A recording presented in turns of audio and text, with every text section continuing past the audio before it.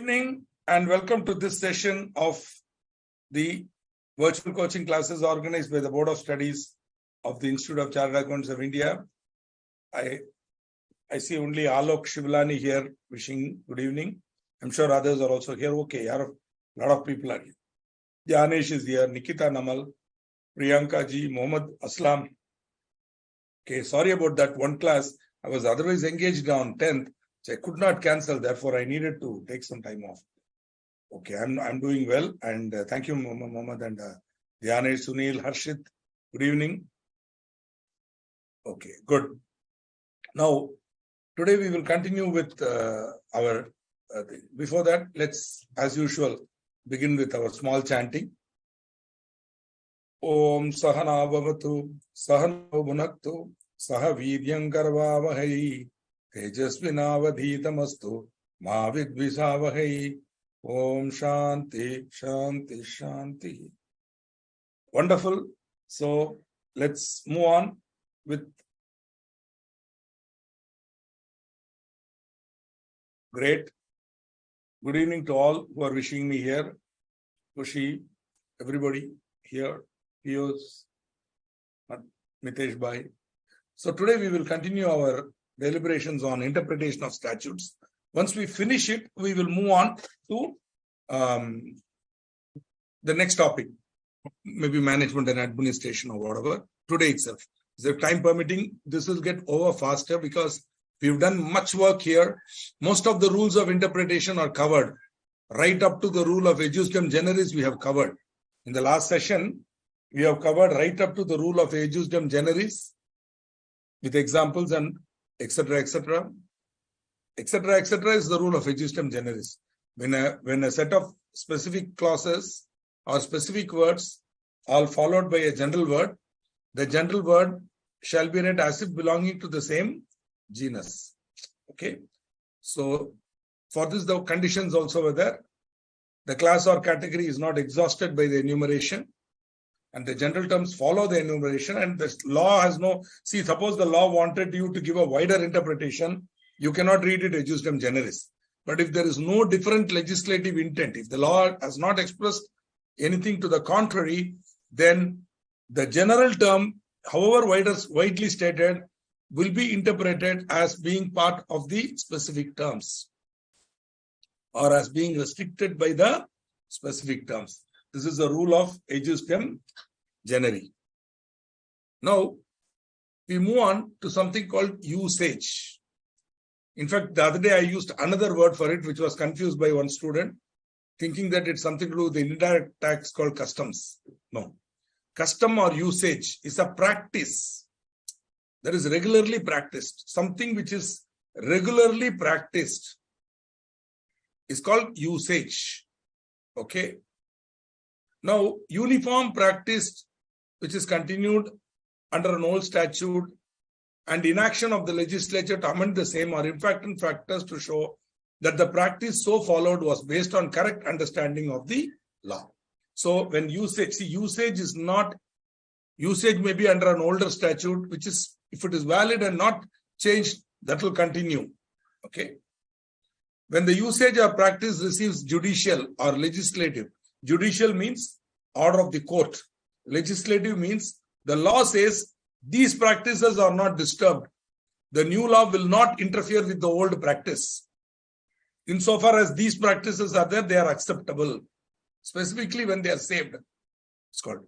I might have mentioned to you that in the Negotiable Instruments Act, the hundi system, which is followed in Mumbai and Gujarat and that part of the world, have been saved to the extent that they are still valid. The customs and usages followed are there.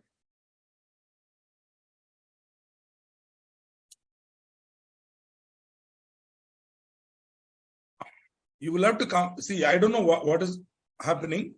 Are you able to listen to my class? I don't know how economics can also be running at the same time. Not able to understand what you are saying, Pranav. I will continue with my class in the absence of any other indication because my class was scheduled between 6 and 8:30 for you.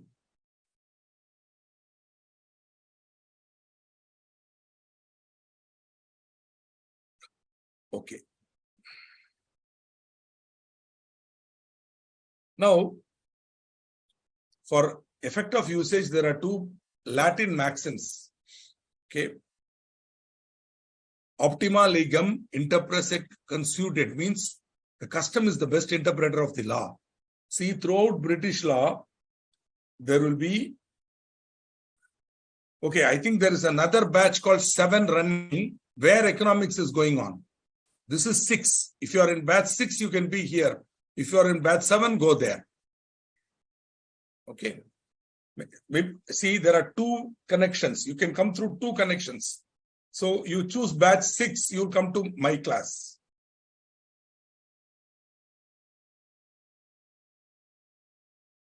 You come to batch 6 class, then you will attend law. If you want to go to economics, you will go to economics. Whichever one you want to go, you go. Okay. Because these classes are not as per schedule.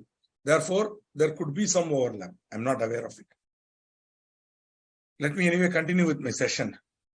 Okay. Custom is the best interpreter of the law. Okay.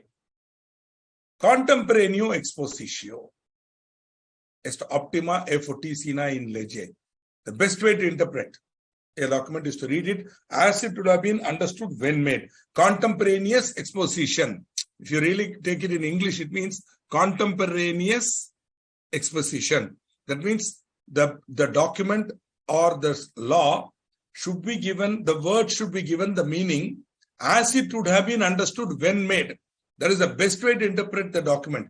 This is especially true when you are interpreting documents. Even when you are interpreting law, any word used there, you should see whether it could have had a meaning at that time when it was used, and that meaning should be given.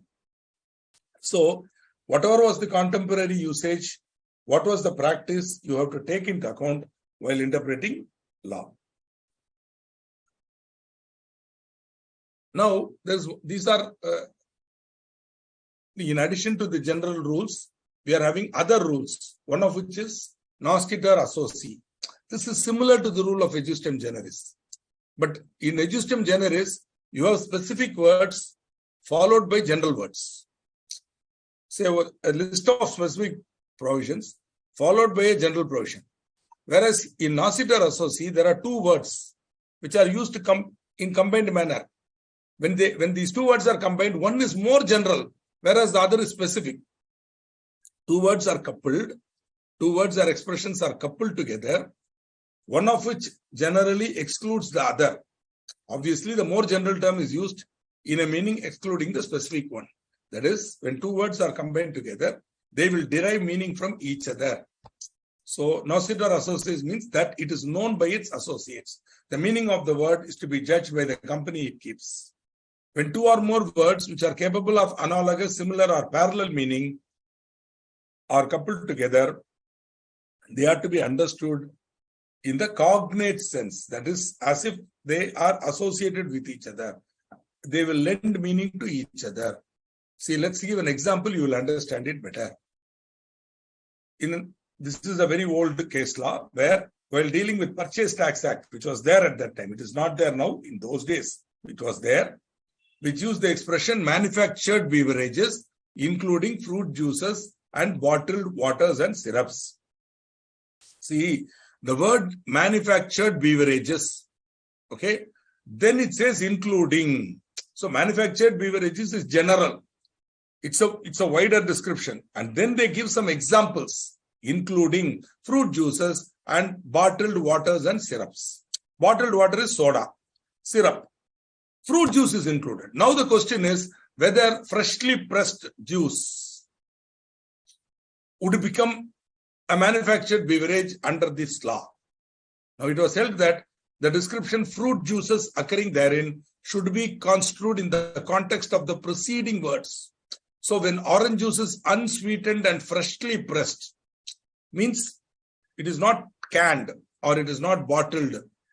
Okay, it's not manufactured. Then it is not falling within the description. Though the word fruit juices is a little confusing. You could say freshly pressed orange juice or fresh orange juice is the fruit juice. Agreed. In the normal way, yes. But if you read Nosquitor Associate, you have to then associate it with this word, manufactured beverages, which means beverages that are bottled, manufactured, and kept in such cases. Manufactured beverages would not include freshly pressed orange juice, which is unsweetened. So because you're not adding anything to it. So this is one example of Nosquitor Associate. Similarly, professional establishment. Once there was another issue there, whether a doctor's clinic could be a business house. They said professional and other business. So there you have to be clear. Business should be ready. So doctor is not a business, therefore not to be covered. Like that you have to read. Okay. But Nosquitor Associate is merely a rule of construction. It cannot be a rule where there is a clear indication that wider words have been deliberately used. See, if you look at, again, go back to 372A, there they say acquisition, whether by way of purchase, subscription, purchase, or otherwise. Now, they use the word acquisition of securities, whether by way of subscription, purchase, or otherwise. Now, here you cannot say subscription, purchase. Therefore, only where there is a consideration you can use, otherwise can be restricted. No. The word otherwise is wide enough to include any other type of acquisition. So that sometimes, the law may give a clear different indication. Where that clear indication is there, you cannot apply either Registrem Generis or Nosquitor Associate. But it's definitely useful rule where there is some confusion. You can use this term and you can try to get out of your. Now we move on to certain aids to interpretation. Meaning, when the court is trying to interpret a law, what can be used for considering the intention of Parliament? Which parts of the enactment can be used for deciding on whether it is a intention of the legislature or not? So simple point you have to understand. This is a very, very important and essential point. Law is passed in Parliament. You all know that so well. Both the houses of Parliament. When that law is introduced in Parliament, it is called bill. Now the bill, has clauses. It is introduced naked. There are no titles, marginal notes, chapter titles and all that. All that comes later. When the bill is introduced, it has clauses. Sometimes there could be section headings. Most cases, no. The bill will be introduced, as I use the word, naked, meaning no frills, no fuss. Only the thing. So whatever was there at the time of passing in Parliament is an internal aid. It can be used as an aid to interpretation. But if it was not present at that time, but was later on added, it is not an internal aid, it becomes an external aid. So what was there at that time was what the Parliament wanted. The intention of Parliament, first of all, should be known only from that. If that is ambiguous, if that leads to manifest absurdity, only then you can go for outside, external aids. So internal means what was there when the law was passed in Parliament, right? Later on, before publication in the official gazette or somewhere, they would introduce some titles, section headings, marginal notes and all that. These come later. We'll see that. Okay. So now with this in mind, look at the items. First, a long title. In any law, there will be a long title, which will say an act to provide for incorporation of companies and other matters related thereto. This is called long title. So short title is Companies Act 2013. That's called short title. So in case there is a confusion, suppose the section is ambiguous, then in order to find out what could be the intention of the statute, you could use the long title or even the short title as some kind of an aid to interpretation. The short title merely identifies the enactment. It's like a tag, a name. Whereas the long title describes the enactment. So you can use the long title there because it was there at the time when the act was passed. Now, preamble. See, very old enactments, you may not find a preamble. For example, you will not find a preamble for the Contract Act or a preamble for the, the Negotiable Instruments Act and all that. But recent enactments have something called preamble. In fact, the Constitution of India has a preamble. The scope, the goal of a preamble. See, the word preamble itself means introductory. When you say, please do not begin something without a preamble, or tell us what it is. What is your intention? Introductory. So, the preamble expresses the scope, object, and purpose of the act. It acts as a sort of an introduction to the enactment. What is it that the Parliament, what is the goal, object with which the law was framed? So, the preamble goes is a little bigger than the long title. It's more comprehensive. To my knowledge, the Competition Act has a preamble. Consumer Protection Act has a preamble. FEMA has a preamble. The foreign exchange, all of them are in your syllabus. They are all going to come in your final syllabus. Okay? All of them have preambles. As I told you, the Constitution of India has a preamble. Now, the preamble may recite the ground and the cost for making the statute and the evil which is thought to be remedied by it. The real million-dollar question, can I use the preamble for interpretation? Normally, no, because the preamble is not part of the enacting portion of the statute. Preamble is not part of the enacting portion. The enacting portion comes later. So normally, the preamble cannot be used for interpreting a statute. But if the words of the enactment are ambiguous and the preamble can give clarity, you can use the preamble. Or if the words of the statute look to be too general in approach, then to restrict the scope, you can use the preamble. But in both cases, the words of the section should be capable of two meanings or larger meaning. You want to be sure whether this meaning is intended by the legislature. Then you can use the preamble. See, preamble was there when it was passed in Parliament. But please remember, preamble is not the enacting portion. It is merely a statement of intention. A statement of intention cannot become a statute. Later, you are going to have a charging section, for example, or a punishing section or a core section. That section, if the words are clear and unambiguous and they can be given their grammatical meaning and implemented, then you cannot go to the preamble and say, hey, this is the intention of the legislature and things like that. Right? But if there is a confusion here, there's an ambiguity here, one of the places you can go to is the preamble to check whether that was the intention of the law or what was the intention of the law. See, there is one more beautiful decision. I think Abbs Theatre case in income tax where the Supreme Court very clearly has said income tax is a tax on income. Income tax is a tax on income. It's a very, very simple sentence, but it's very, very fundamental also. The word Income Tax Act, income tax. Okay, if you wanted to tax gross, if you wanted to tax the gross receipt, you would not have called it income tax.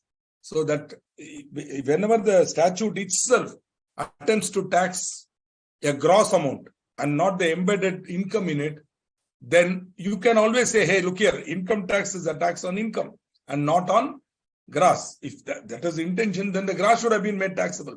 It very clearly said income is to be taxed here. Therefore, you have to find out what is the income after allowing for expenses, and then only you can arrive at the income is the point. These are type of interpretations that have been given in the Income Tax Act, especially where they attempted to tax the gross receipt, okay, as part of income, right? Anyway, headings and titles. Now there is a conflict of opinion because headings and titles, chapter titles were not present at the time when the act was enacted in Parliament. Okay. But there is a view that the headings can be treated as preambles. But in my humble view, resort to heading can be taken only when the enacting words are ambiguous.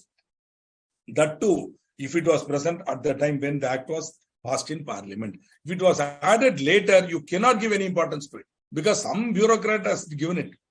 He is not the lawmaker. So you have to go by the words of the statute or go elsewhere, not come here. Again, repeating about preamble. Preamble normally cannot be used.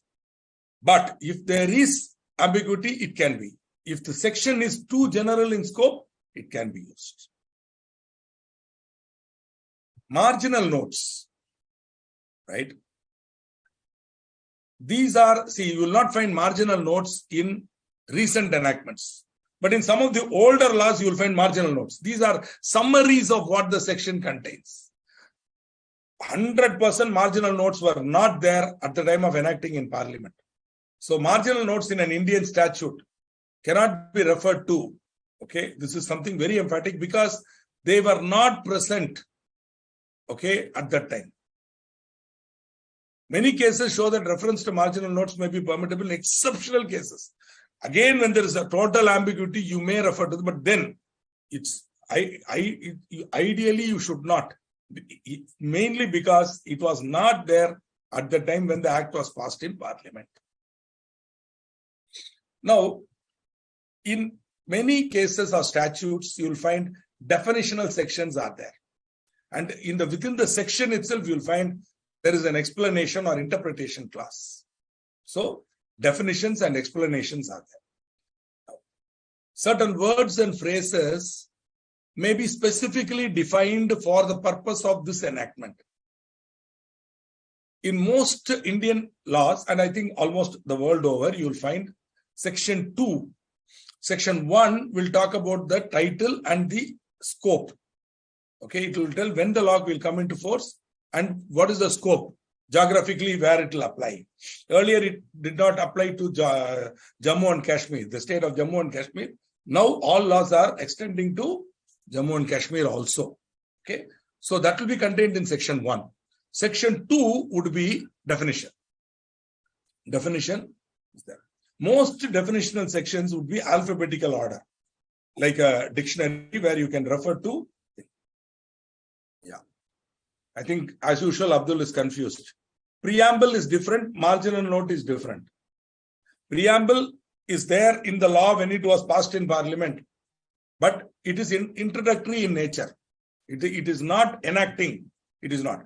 Marginal notes are not there when the act was passed in Parliament.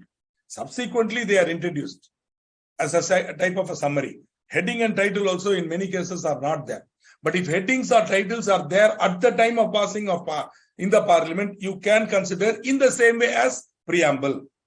In the same way that the preamble becomes a kind of an introduction to the law, that heading or title of a chapter or section heading could become a preamble to those two provisions which follow it, provided it was there when the law was passed in Parliament. Whereas marginal notes were not present when the law was passed in Parliament. Subsequently, somebody summarized the section and put one line on top and said, this is what the section is all about. Now, that cannot be used or that cannot be a reference to this. Okay. Yeah.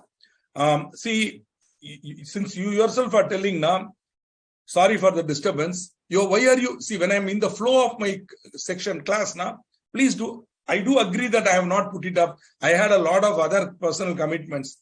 I will do it. Okay, don't worry about it. I have noted it, not only registration of charges, I need to do for interpretation of statutes also, right? Everything will be done. Don't worry. I have noted your request, but I'm feeling very bad. Don't interrupt me when the class is going on. Earlier, another comment to give it, just well, I specifically ignored. In your case also, I wanted to ignore it. But since you are putting both upload notes of one and all, I am not putting it. Okay. I will put it here. Seriously, I have been traveling heavily and I had a conference last 2 days where I was totally involved in the conference as one of the conveners. So I have been mentally preoccupied. That's why I could not do this. I will do it. I will not run away without doing it. Don't worry. I understand your concern. I will do it. Don't worry. In fact, one more thing shall I tell you? Read the institute material first. Thoroughly, or whatever you want to do once. Take notes and all that. My notes will be very useful to you only nearing the exam. My PowerPoint presentation and notes are going to be your support for second revision. After you have done the main revision, this will consolidate your knowledge. That's what I am looking at. Rather than, I don't want this to be the first revision. I want you to go through the institute material once and then come here and see this. Not that, that's no reason for me not to upload. I will upload it, but I'm telling you. Okay, don't refer to this as the first source. Yes, I have tried to make it simple. I have tried to help you, but go to the institute material, read. If you're getting confused, my notes will become supplemental for that. To understand that, it will be useful. That's the point.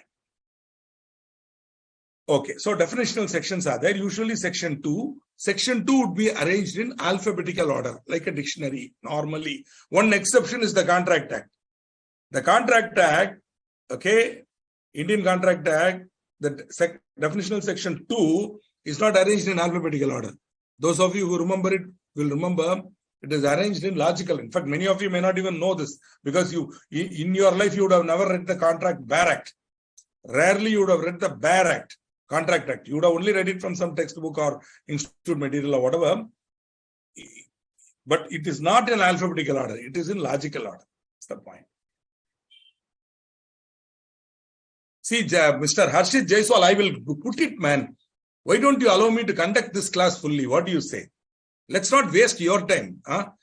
This time is meant for me to teach this subject. Huh? Definitely I'll send, or else you send a mail to the institute, they will remind me and I will do it. That is the only way to answer you know. Okay.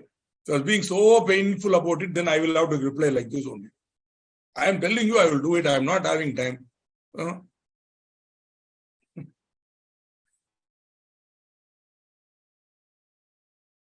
Preamble and headings are both used for the same thing.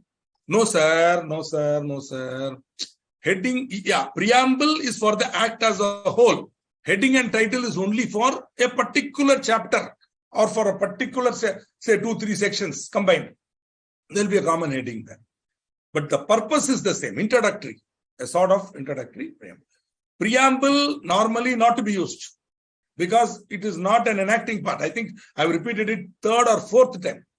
Enacting part means law. What you have to obey is the law. There is nothing in the preamble that you have to obey. Preamble is only introductory. Whereas every section of the law has to be obeyed.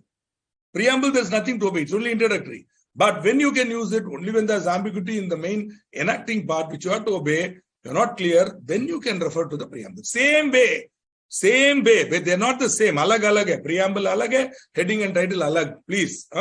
But similar in as much as how they will be used. That's all. Both used on the same thing, right? Now I think you have put it correctly. Both are used in the same way, provided there is an ambiguity in the body of the section. If the body of the section is clear, no way you can get out and go to preamble and talk about intention, etc., etc. This is so fundamental. That is why it was called the cardinal rule of interpretation, rule of strict construction or rule of literal construction. Where the words of the statute are capable of only one meaning, however harsh it is, it has to be implemented. You cannot thereafter go for intention, etc. by using preamble, etc. Okay, good. That's a good one. I will see one more thing I'll tell you. As part of my duty to the institute, I have to upload the notes. I am guilty of not doing it. I apologize to you all. But seriously, I have not had time. You understand that also, and I will do it. Aaj or kal to I'll do it. Okay. Please wait.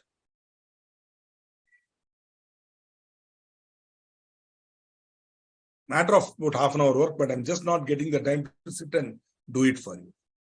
It's not getting time. That is the problem. Don't worry.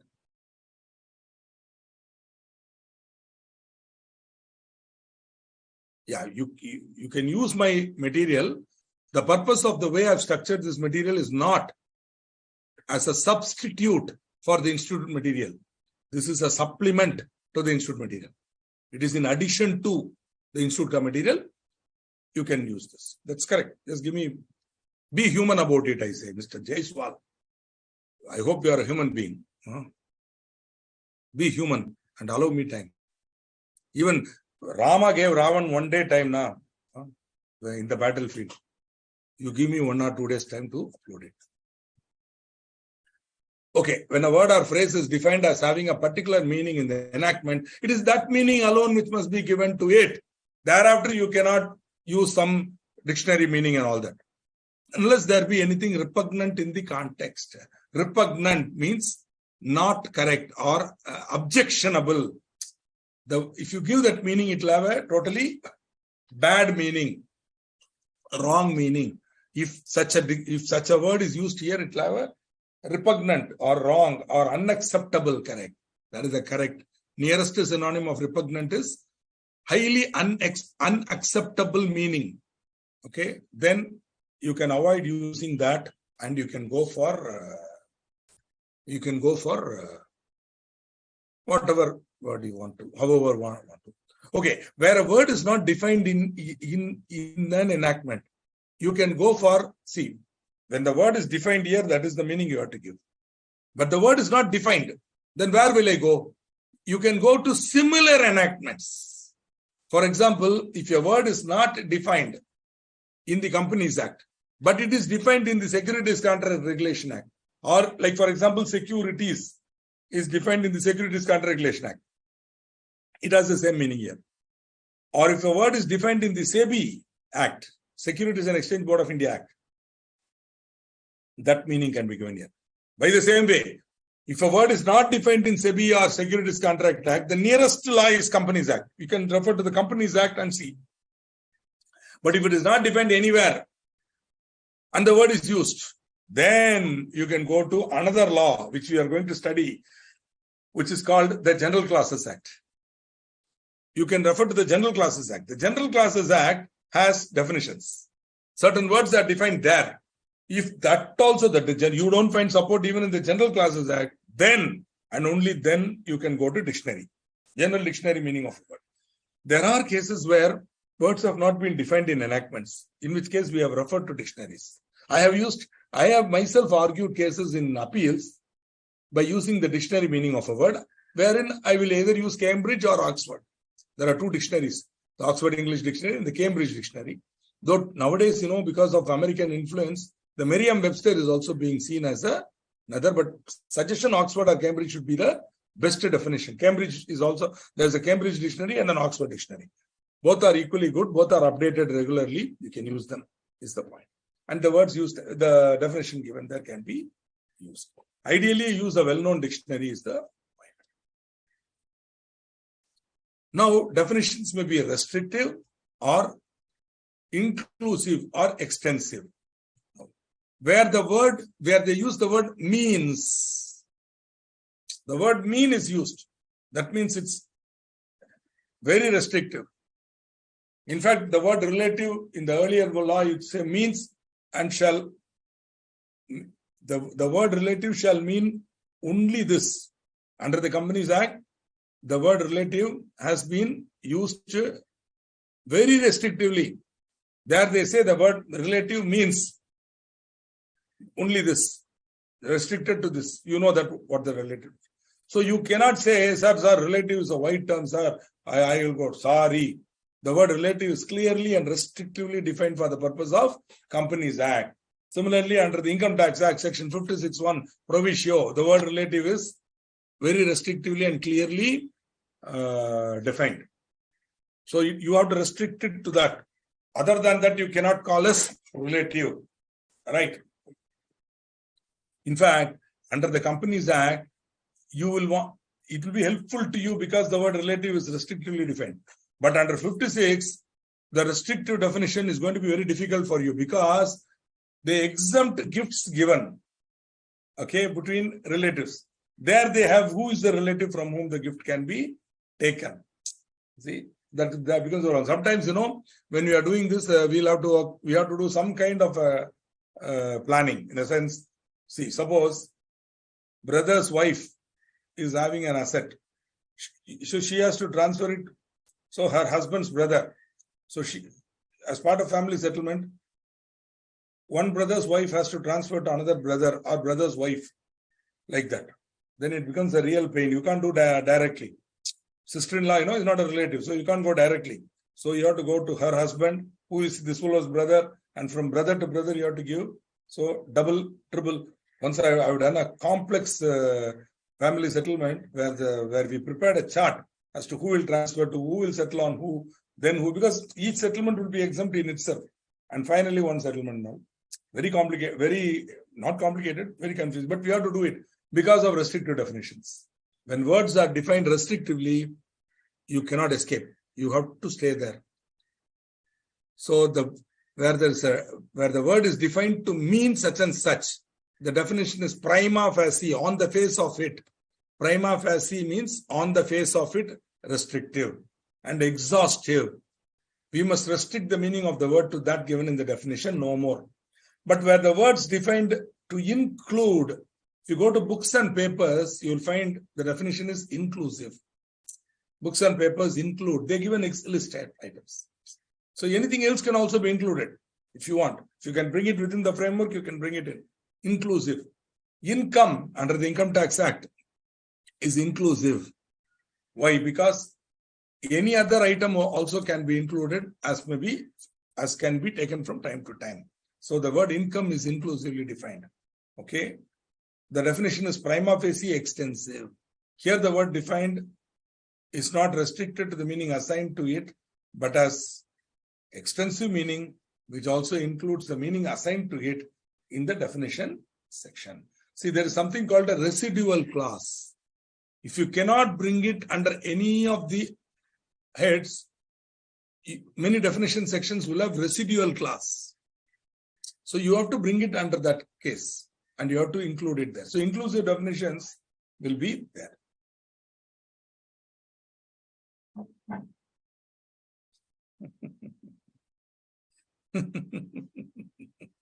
You know why I am laughing?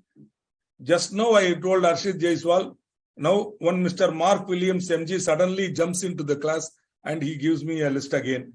Chapter 6, registration of charges, draft written audit is not available. Kindly revert, sir. Thank you. Okay, sir, I will do it, sir. Sir, please listen to this lecture, sir. Huh? Suddenly sometimes I despair when I think of you all people. Okay. You're more concerned about the short term. You're not worried about the long term. Immediately you want solutions to your problems. Okay, you bring concentration first.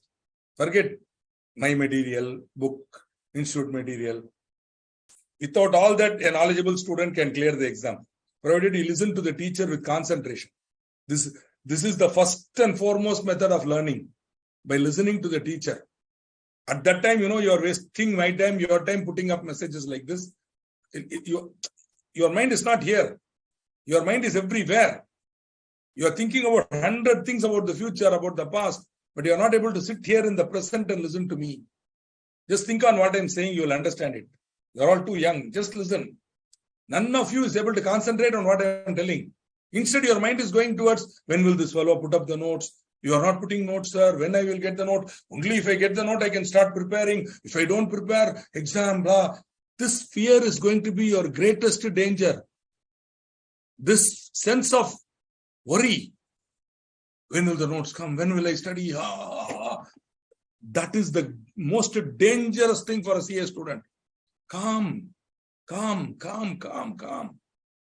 Nothing will happen. Knowledge is going to be there.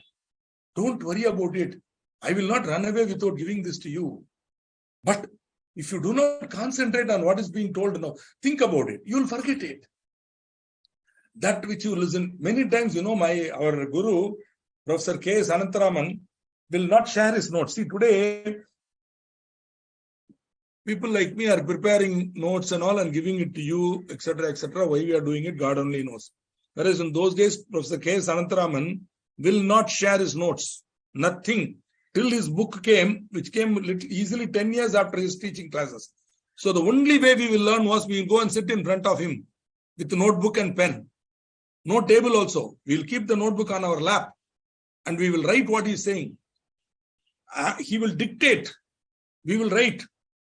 And sometimes he won't dictate. I will make notes. In fact, at one stage, KSA himself was surprised. He asked me to give my notes. And he said, Srikanth, you have noted down what all I have told so clearly.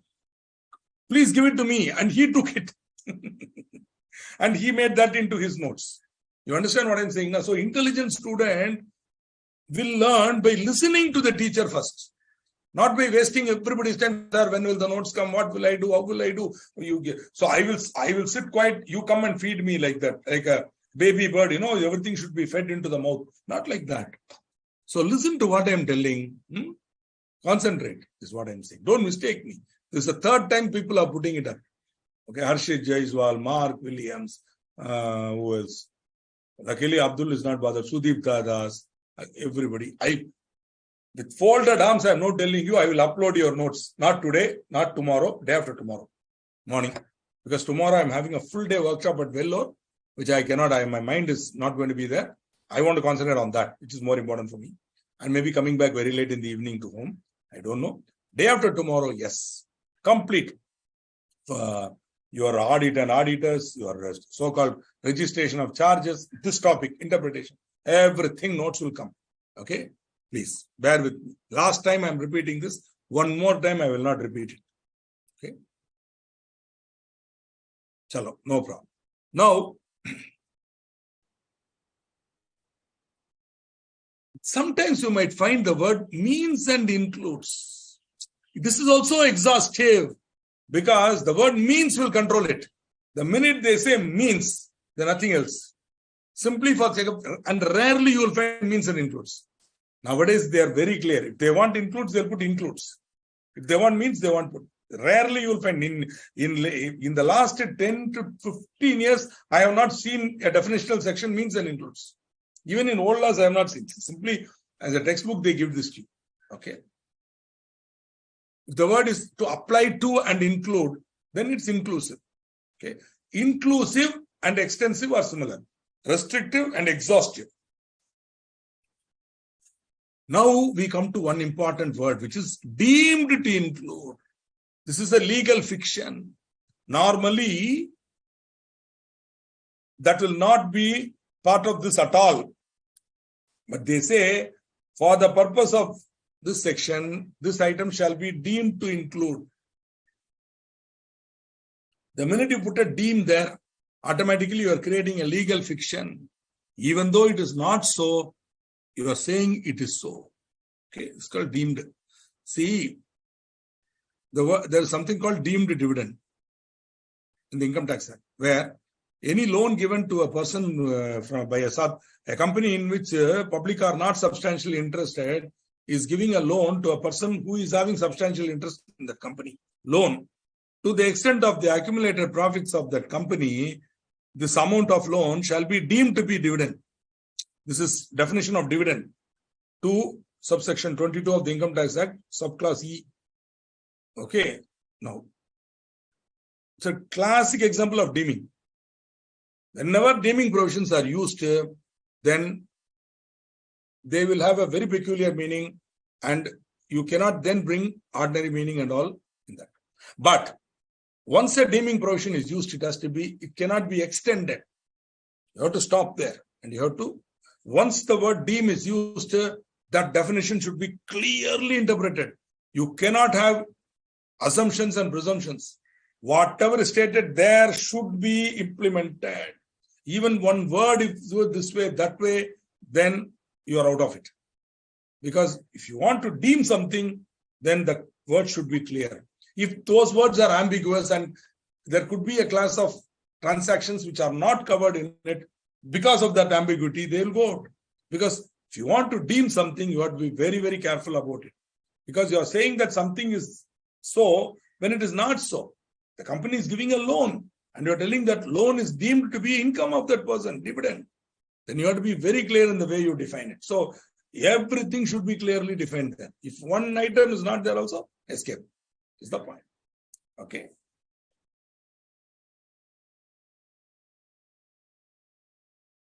Illustrations are another very nice things. In fact, later on, we are going to go to Negotiable Instruments Act.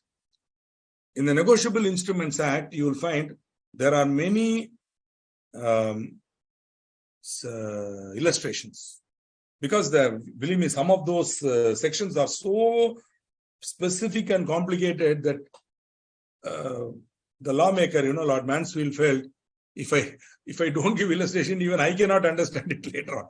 So you will find many illustrations are there, very clearly giving you. Now, question is, can I use illustrations for? Yeah. Yes, you can, because at the time when the law was passed in Parliament, the illustration was there. Okay. The old Companies Act 1956 had 2 illustrations. The new law has no illustrations.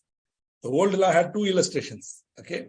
So wherever, especially when there are numbers involved or some ratios are involved, an illustration can be given. Okay. They are not part of the text of the sections, but they are part of the statute. Illustrations do form a part of the statute and are considered to be of relevance and value in construing the text. Suppose the text is having an ambiguity, then you can use the illustration to anchor in and say, look here, if that was the intention, then how can this illustration be there? So you go by the illustration rather than by that word, where there is a confusion in the section. But if the section is clear, then illustration cannot be used to modify the language of the section. And you cannot restrict or expand the ambit of the section by showing that the illustration was there. Okay. Correct. Deemed to be let out. The minute used deemed, though not strictly a definitional section, but it's a deeming section. Notional. In fact, the only case where notional income is charged to tax. Okay, where there's no income, you're going to bring it to tax. Allowed. Parliament has passed the law. So you have to be very careful while bringing it into tax.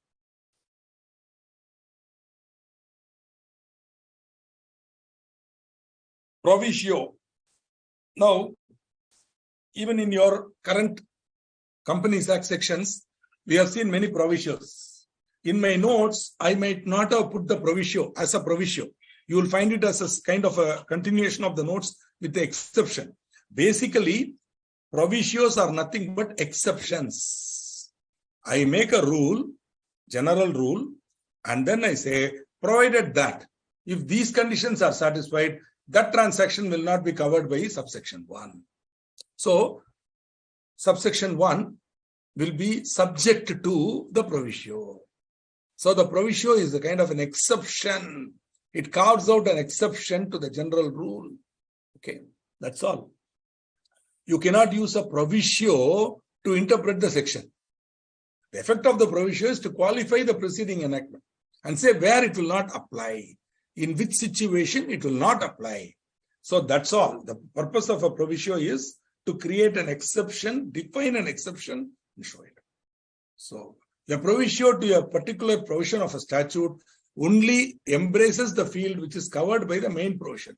It carves out an exception to the main provision, which it has been enacted as a proviso and to no other. You cannot take this proviso and say, hey, here it says like that, therefore there also. No. This is a proviso only for this section. If they wanted a proviso there, they would have put it. You cannot say both are similar situations, therefore this proviso will become applicable there also. No. Okay. Exception is intended to restrain the enacting clause to particular cases. How will you find an exception?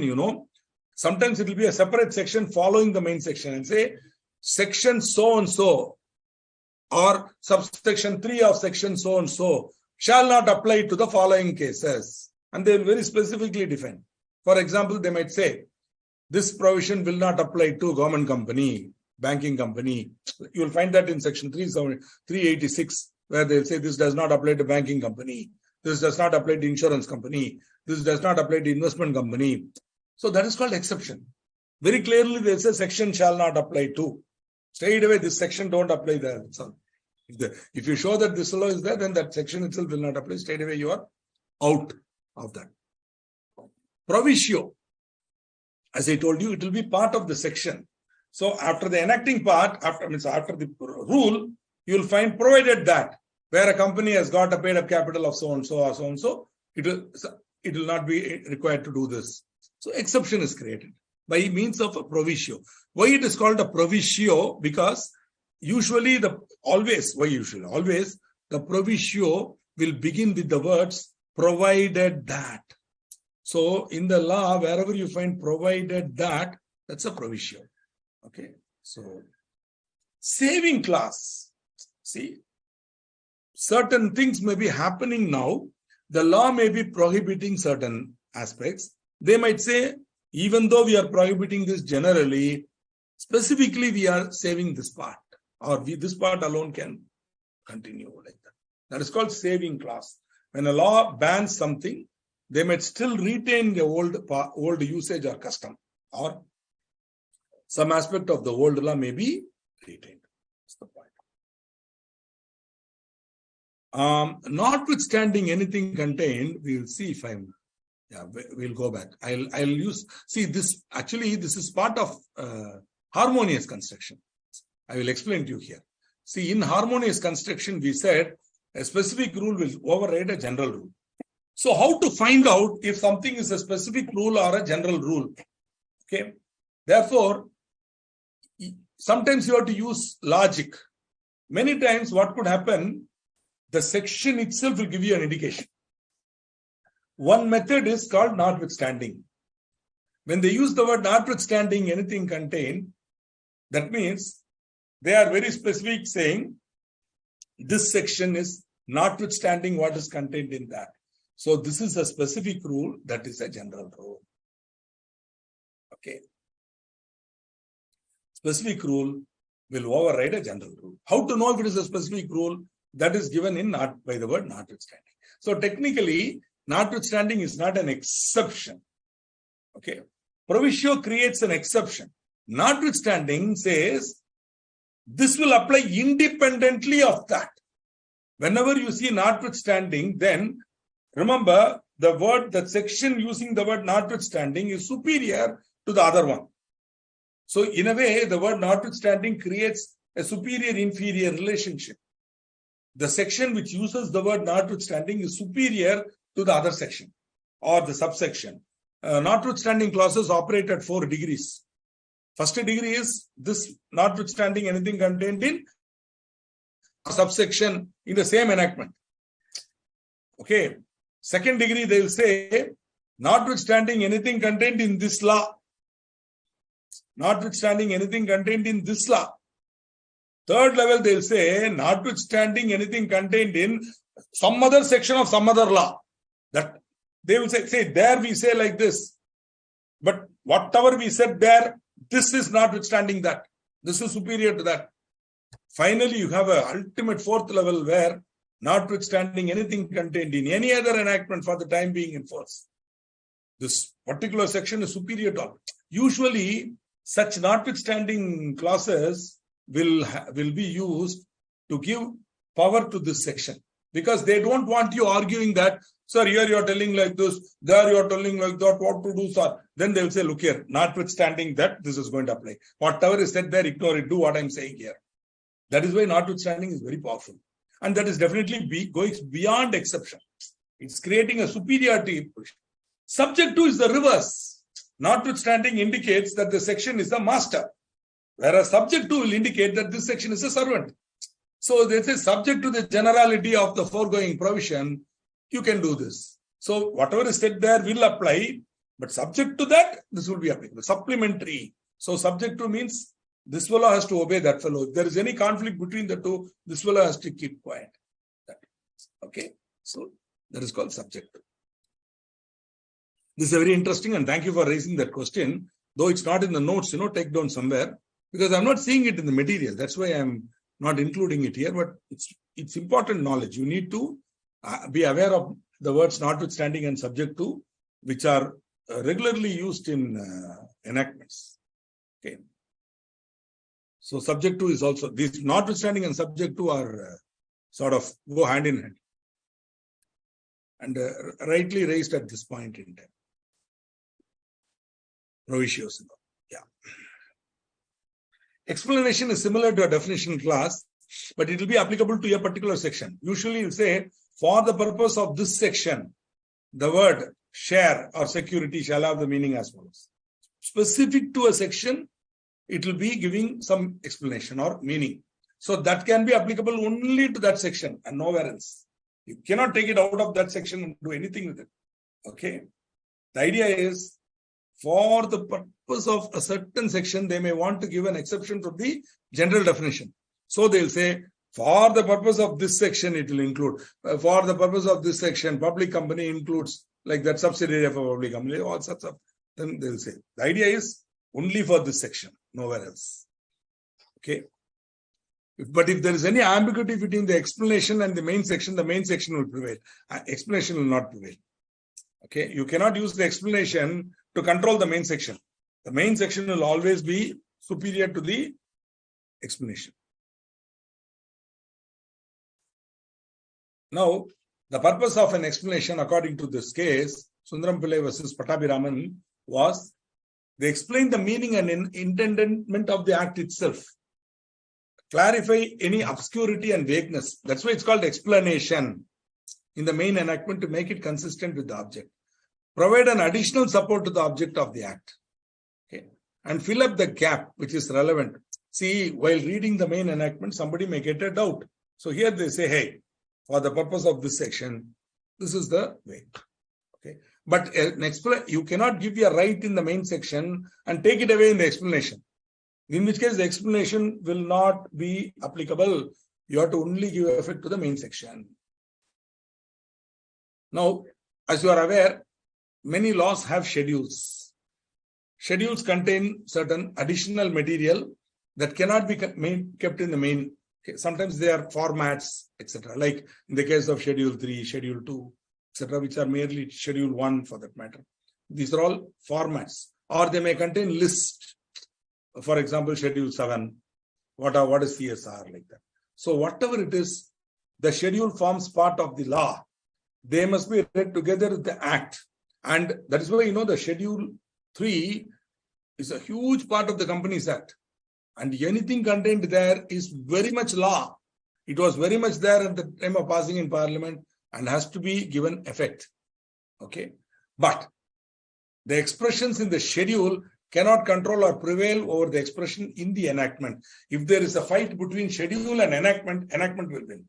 But if the enactment is silent, then the schedule has to be applied. If the enactment has nothing contradictory, then whatever is said in the schedule will be applicable, is having the same force as law.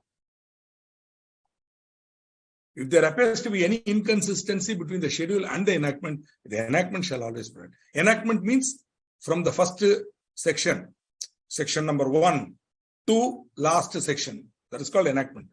Long title, short title, long title. Now preamble is there, but not part of the enactment. Then sections. Then finally last section called last word, then full stop. That is called the enactment. After that you have the schedule. So between the two, if there is a conflict, then this. Fantastic. Moving on. We have other aids to interpretation, which are called external aids. Okay. External aids, like, for example, we have historical setting, the historical background in which the law was enacted. Many times, in order to explain certain provisions of the Income Tax Act as they are now available, it is necessary for us to understand the old law. Sometimes the historical setting may be, see, again and again, keep in mind, even at the cost of boring you ad nauseum, I'll tell you, you cannot go for an external aid unless you have exhausted the internal aids. The internal aid should be useless. The internal aid should be ambiguous. All these internal aids should not be useful to us. Section is ambiguous, confusing, leading to a manifest injustice. Then we can go for historical setting. What was the old law? What was the intention of passing this law? Etc., etc. Consolidating statutes and previous law can be considered. Consolidating statute means there might have been 3 or 4 laws. So they will repeal all of those and consolidate. For example, you got the insolvency code. Before that, you had some law in Companies Act, some law in Insolvency Act, some law in SICA, Sikh Industrial Companies Act, all sorts of everything they repealed and said, forget all that. Now onwards, you only follow this. That is called consolidating statute. When such a consolidating statute, you should consider, suppose there is an ambiguity there, you may have to go to the old law and see what was it there and how did it change here? Why did you change it? Has it resulted in a way, when you are using the mischief rule, Hayden's case, in a way you are going to an external aid, which is the previous law, okay, outside of this enactment. But you are allowed to do that in Hayden's case. When there is a ambiguity in the current law, then a mistake was there, a law was passed to correct the mistake. That mistake, the new law created further mistake, okay. In fact, there was a book, manual that was there, and we had one senior person agreed to do the correction. So he went in and he corrected all the old mistakes. He corrected it beautifully. But then in his edition, there were further new mistakes. So old mistakes corrected, new mistakes are included. This is unfortunate. In which case you have to again go to the old one and see what was the original, because that is the correct one now. That can be again included here. Okay, so something like that. So earlier and later acts, analogous acts, similar law. I told you, Companies Act, Securities Contract Regulation Act, SEBI, these are all analogous. So if there is extreme ambiguity, you can use these laws to show that in this situation, this is the intention of the law. Therefore, we have to do this. Means what? There is so much ambiguity in the section that you have to ignore the literal construction. No other rule is helping you. Internal aids have failed you. Only then you can go for external. The word is not defined here. The word is not defined in analogous act. I am unable to understand in what context this word is used. Then I can use the dictionary definition. Okay. Now, foreign decisions are not law. No Indian court is bound by a foreign decision. They have only persuasive effect. An Indian court can refer to a foreign decision, but they need not. You cannot tell the Indian court, this is what has been decided by the Supreme Court of Spain. Therefore, you follow it. I say, why should I follow? That is Supreme Court of Spain. I have my own view. Indian Supreme Court. But if the Spanish decision is very much relevant to this situation, and it seems to be almost there, it has a persuasive effect. They can use it and say, look here, in a similar situation in Spain, this is how the Spanish court has decided. Similar situation here. Let me use the same logic. So you can give. But again, only when there is an ambiguity in the Indian law. Clear and unambiguous Indian law, you cannot use foreign decision and say, in Australia or in Spain, this is how it is done here. Why should it be? You have no right to question your law by using foreign decision. But where the Indian law is confusing or ambiguous, then you can use the foreign decision. So moving on to, see, that way, my dear friend Dhyanesh, most British laws are foreign decisions. Why only Garner versus Murray? See, Garner versus Murray, why? Solomon versus Solomon is a foreign decision that way. So India has a tradition, Indian courts have a tradition of following British decisions. Any British decision which has been in force, later on you will be studying another important decision. Foss versus Harbottle, when you come to final. So these are all decisions that are decided in things. So, yeah, you cannot directly enforce them, but they have persuasive effect. See, as I told you in the rule in Foss versus Harbottle, in ICICI Bank versus Parshurampuri Cements, Supreme Court refused to follow Foss versus Harbottle. They said Foss versus Harbottle is an old decision given by a British court. We may not apply it in all situations. In Indian context, we may have to give a different view. In the context of Indian usages and the way Indian boards are done, we may have to give another view. Like that they have given. So they need not obey a foreign decision. Okay? But where it has been consistently applied, like in the case of Garner versus Murray, it's a rule. Or for that matter, your Tarkan's rule, it's a rule. Generally, they will not go behind. They will not question it and they will not. But if there's a clash, then no Indian court is bound by a foreign decision. If there is any ambiguity in amendments, then as they are not present at the time of enactment. No. See, whenever the law is amended, that is a new enactment. I think you have not understood amendment. Who does the amendment? I think you have not understood how an amendment happens. Maybe my mistake. See, you have passed the law. Now you want to amend the law. The same parliament only will amend the law. The Amendment Act will go before. See, many times Companies Act, Amendment Acts are there. Na? They are very much law. The Amendment Act will be passed in Parliament. And the amendment will say, in section so-and-so, we will substitute subsection 2 by this section, like that. So that then the Amendment Act will come. Then once the Amendment Act is passed in both the houses of Parliament, receives the assent of President and is notified in the official gazette, and from the date of effective date, those amendments will become part and parcel of the main enactment. Please understand. Those enactments, those decisions, those sections, those amendments will become, for example, see your small company definition, now how they have amended. So like that, the rule was amended. You understand? The rule has been amended. So that has to go. In the case of rule, one luck is you don't have to go to Parliament. You can, central government can do it. But where the law needs to be amended, it goes to Parliament, gets amended and comes back. Now that amended section will be replaced by the amendment, and that will be thereafter only the amended section should be read. Which is why, many times the institute material is always reviewed and revised. So please do not use the older edition of the material.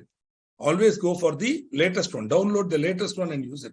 In case you have an older edition from an earlier session, please try to find out if that is still there or a new edition has come.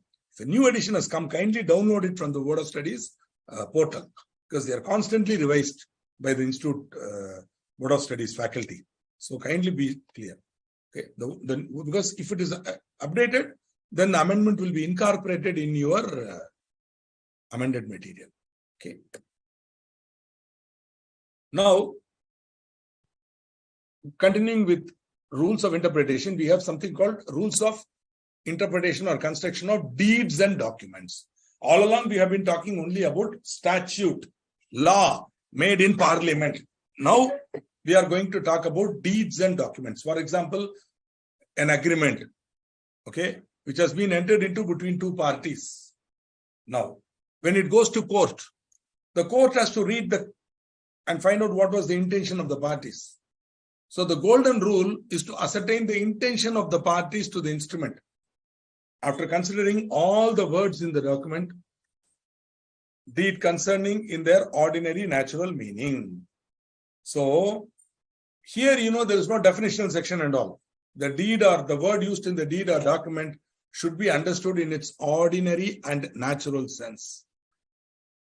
You cannot have two different meanings of the same word in the same document. If you are using the same document, then you cannot have two meanings for the same word. You have to give it the same meaning as normally given.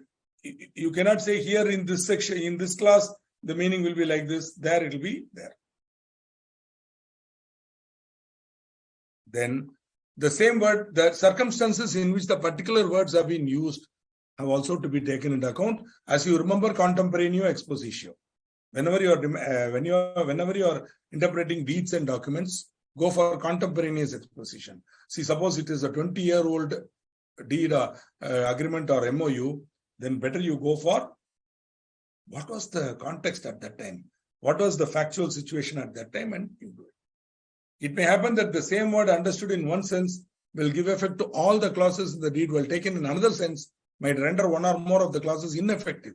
In such a case, the word should be understood in the sense which will give meaning rather than reduce it or make it into ineffective. In case of conflict between two or more clauses, right, are parts of the same enactment. See, there's a document. One clause is talking in one way, another clause is talking in another way. Then you go back to your basic rule of interpretation, harmonious construction. You must resolve the conflict by interpreting. You might somehow say that one is superior to the other, one will prevail. In this situation, you say this is an exception created. Okay, so this will not be controlling that. That will control this. Unfortunately, if the words notwithstanding are used or subject to are used, we have no problem, fortunately. Unfortunately, if they are not used, then only you'll have to get into this specific and general and all that stuff. Okay. Try your best to read the two parts of the document harmoniously. So for that, you have to use the harmonious rule. But if still you cannot do it, suppose it is not possible to give effect, then it is the earlier clause or part that will override the latter. Means, suppose the conflict is happening with clause number 28, whereas clause number 10 is the earlier clause. 10 should be taken as valid. And what is stated in 28 should be said, that is not the intention. 10, they stored like that, then 28, they have forgotten and done. So therefore, 28 should not be considered like that. Right? It happens, you see, that's why whenever I am drafting an agreement or deed, minimum I will review it 3 times. I will not give it immediately. But many times I have received documents for vetting, where companies would send the agreement to me before they sign off. The management will send it to me and say, please go through it, sir, and tell us if everything is in order. I'll go through it and say, hey, you are telling like this. Here again, you are telling like this, which, sorry, sir, like that.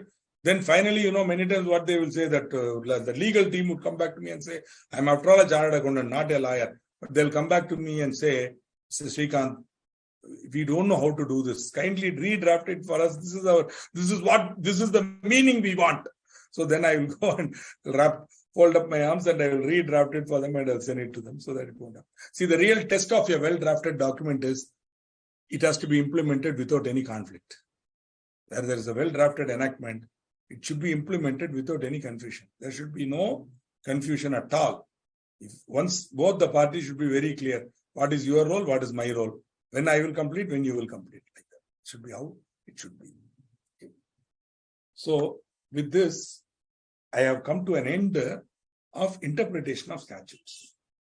Okay. Fantastic. That was my plan also, that today I will complete interpretation of statutes.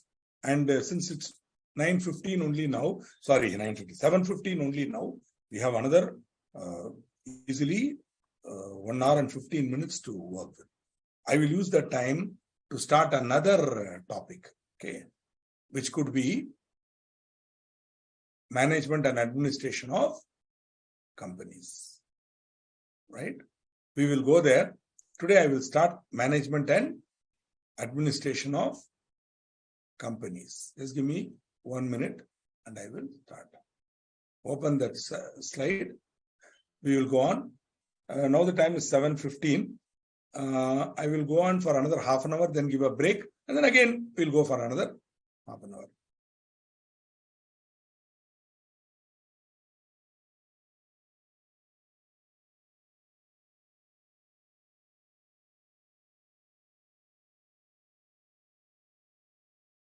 So today we are going to start a new topic. Interpretation kadam ho gaya, over. Now we are going to start a new topic, which is called management and administration of companies. Management and administration. Huge, humongous topic. We're going to keep on doing this for 3 more sessions. So such a big topic. In fact,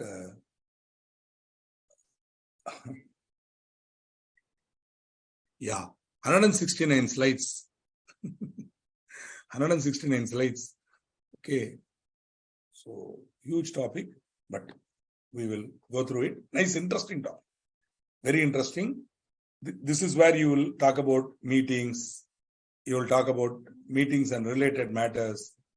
What are the types of meetings? And you will also talk about rules relating to meetings. Sections 96 to 122. Then some dry procedural aspects called registers and returns.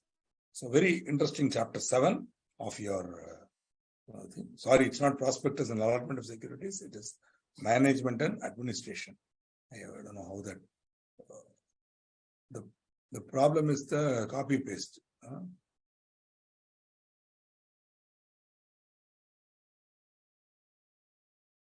Let me do it now itself. Okay, before we continue, this topic PowerPoint presentation will not be shared now. It will be shared only after I complete the topic. Based on one lady who made me give it earlier, I made a foolish mistake. So, and then she never even, then she stopped coming to the class itself. Okay, so that situation, I don't want to again make that mistake. I think Suprada or somebody, she made me give it. Then after there were so many corrections in that. I had to make so many corrections in that after that and then send. So this time, no. Only after this entire topic is over, I'll give it. Till then, please do not ask. Okay, so we move on to this topic, which is, as I told you, deal with meetings. There are three types of meetings under the Companies Act 2013. There are basically three types of meetings, right? You have board meetings, you have general meetings, and you have class meetings. Board meetings are meetings of the board of directors, where the directors meet and take, they conduct the management of the affairs of the company. So board meetings, not part of your syllabus. Board meetings will be covered later on in your final syllabus. But because I am covering all meetings, I am saying there are type of meeting called board meetings, where the board of directors meet, and that is called board meeting. Then you have general meetings. Meetings of shareholders. When shareholders meet and pass resolutions, that meeting is called general meeting. Then you have class meetings. See, other than shareholders, you have creditors, you have secured creditors, you have trade creditors. They are all class. You have preference shareholders. They are one type of class. Okay, class meetings. So some specific rules are there for class meetings, but most of the rules applicable to general meetings will apply to class meetings also. For example, debenture holders, class. So when the debenture holders are having a meeting, it's called a class meeting. Almost the same rules applicable to general meetings apply to class meetings also. Now, general meetings in turn. Okay. First, we'll talk about meetings. What are the two types of general meetings and the rules relating to that? Then we will go into conduct of the general meetings. Okay. So we will deal with general meetings and related matters first. Though in terms of institute material, you might find 88 to 95 are dealt with first, then 96 to 122. So in case you are following from the institute material, suddenly you will find, what you are not covering 88 to 95, you are skipping. No, I'm not skipping. It will come at the end. First, I'm going to deal with meetings. Okay. So I will be beginning with 96 to 122. Again, it may not be in that order. Logically, I will go into that. So there are two types of general meetings. One is annual general meeting. The other is extraordinary general meeting. Now, annual general meeting is the word itself is an annual. It is an annual feature, compulsory. Every company should have an annual general meeting every year. Extraordinary general meeting is not compulsory. In fact, you will have it only if you need to. If you are able to handle all your matters relating to,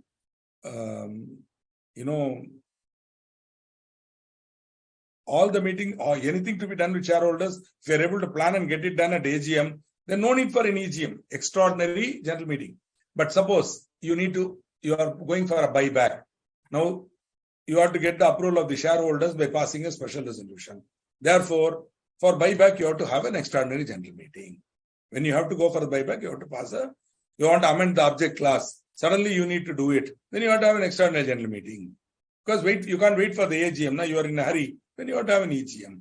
The rules relating to AGM and EGM, broadly the same, with a few exceptions as to what can be done and things like that. Okay. If there are some, as usual, Abdul has his own peculiar doubts. And if this doubt is not answered, his knowledge of company law will become imperfect. Let us see what the doubt is. If there are 7% and 8% debenture holders, so all the debenture holders comes together, that will be called. No, sir. 7% alone can meet. That is a class meeting. 8% alone can meet. That is a class meeting. 7%, 8% together can meet. That is a class meeting. Who will decide? They will decide. Yeah. Why are you worried? So if they want, if the 7% wallahs alone want to have, then they can have one class meeting. If the 8% fellows also only want to have, they can have. If they say, why, but we are all same, only interest rate is different. All of us have the same problem. Company is like this. Let's come. All of us come together. That is one type of class meeting. Have I answered your question? Okay, good. See, any class, for example, trade creditors are a class. You decide on that. Which type of class? There could be a bigger class and a smaller class. Debenture holders as a whole are one class. Within that class, you have a subclass, which is 7% debenture. That can be again meeting separately. It's all their decision, Baba. There is no law here. If you want to have a meeting, how to conduct that meeting is contained in the law. Whether to have meeting, who will come for that meeting, you decide. Whether only 7% or both 7 and 8, you decide. Okay. Yeah, only that is how you have to tell it. All meetings of equity shareholders other than AGM is EGM. Obviously, okay, because general meetings are for equity shareholders. Other than equity shareholders, it will be class meeting. General meetings only equity shareholders. In rare cases, preference shareholders can attend. We know that when the preference dividend is not paid for 2 years, then preference shareholders also will be treated as general and they will also be entitled to vote on all these matters. Otherwise, unless the rights of preference shareholders are affected, they cannot attend and vote at general meetings. If they want to have any specific decisions to be taken for themselves, they have to have a class meeting only. But in case it's a matter affecting them, then they also are entitled to vote. And they also will vote. They can also say no, yes, and okay. Again, in those cases also, what will happen? There will be a separate meeting of that class. And that class will decide what their view is. Right? All this will happen only when the company is trying to do something which is against the interest of that class. In which case, they will have a meeting and they might even go to the tribunal. The matter will get into a bigger issue. Okay. But before they do anything, they should have a meeting, right? So that meeting they'll have, right? So, yeah. Any meeting other than an AGM is an AGM. I can agree with that view. I'm unable to question that view.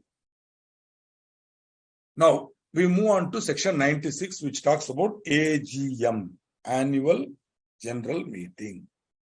Okay, every company other than a OPC shall, okay, now go back to your interpretation. Shall means mandatory. Okay, you have to obey.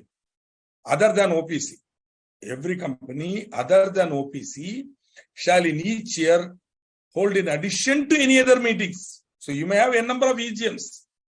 You can't say this EGM is same as AGM. No. You have 5 EGMs, no problem. But you shall have in each year hold, in addition to any other meetings, a general meeting as its annual general meeting.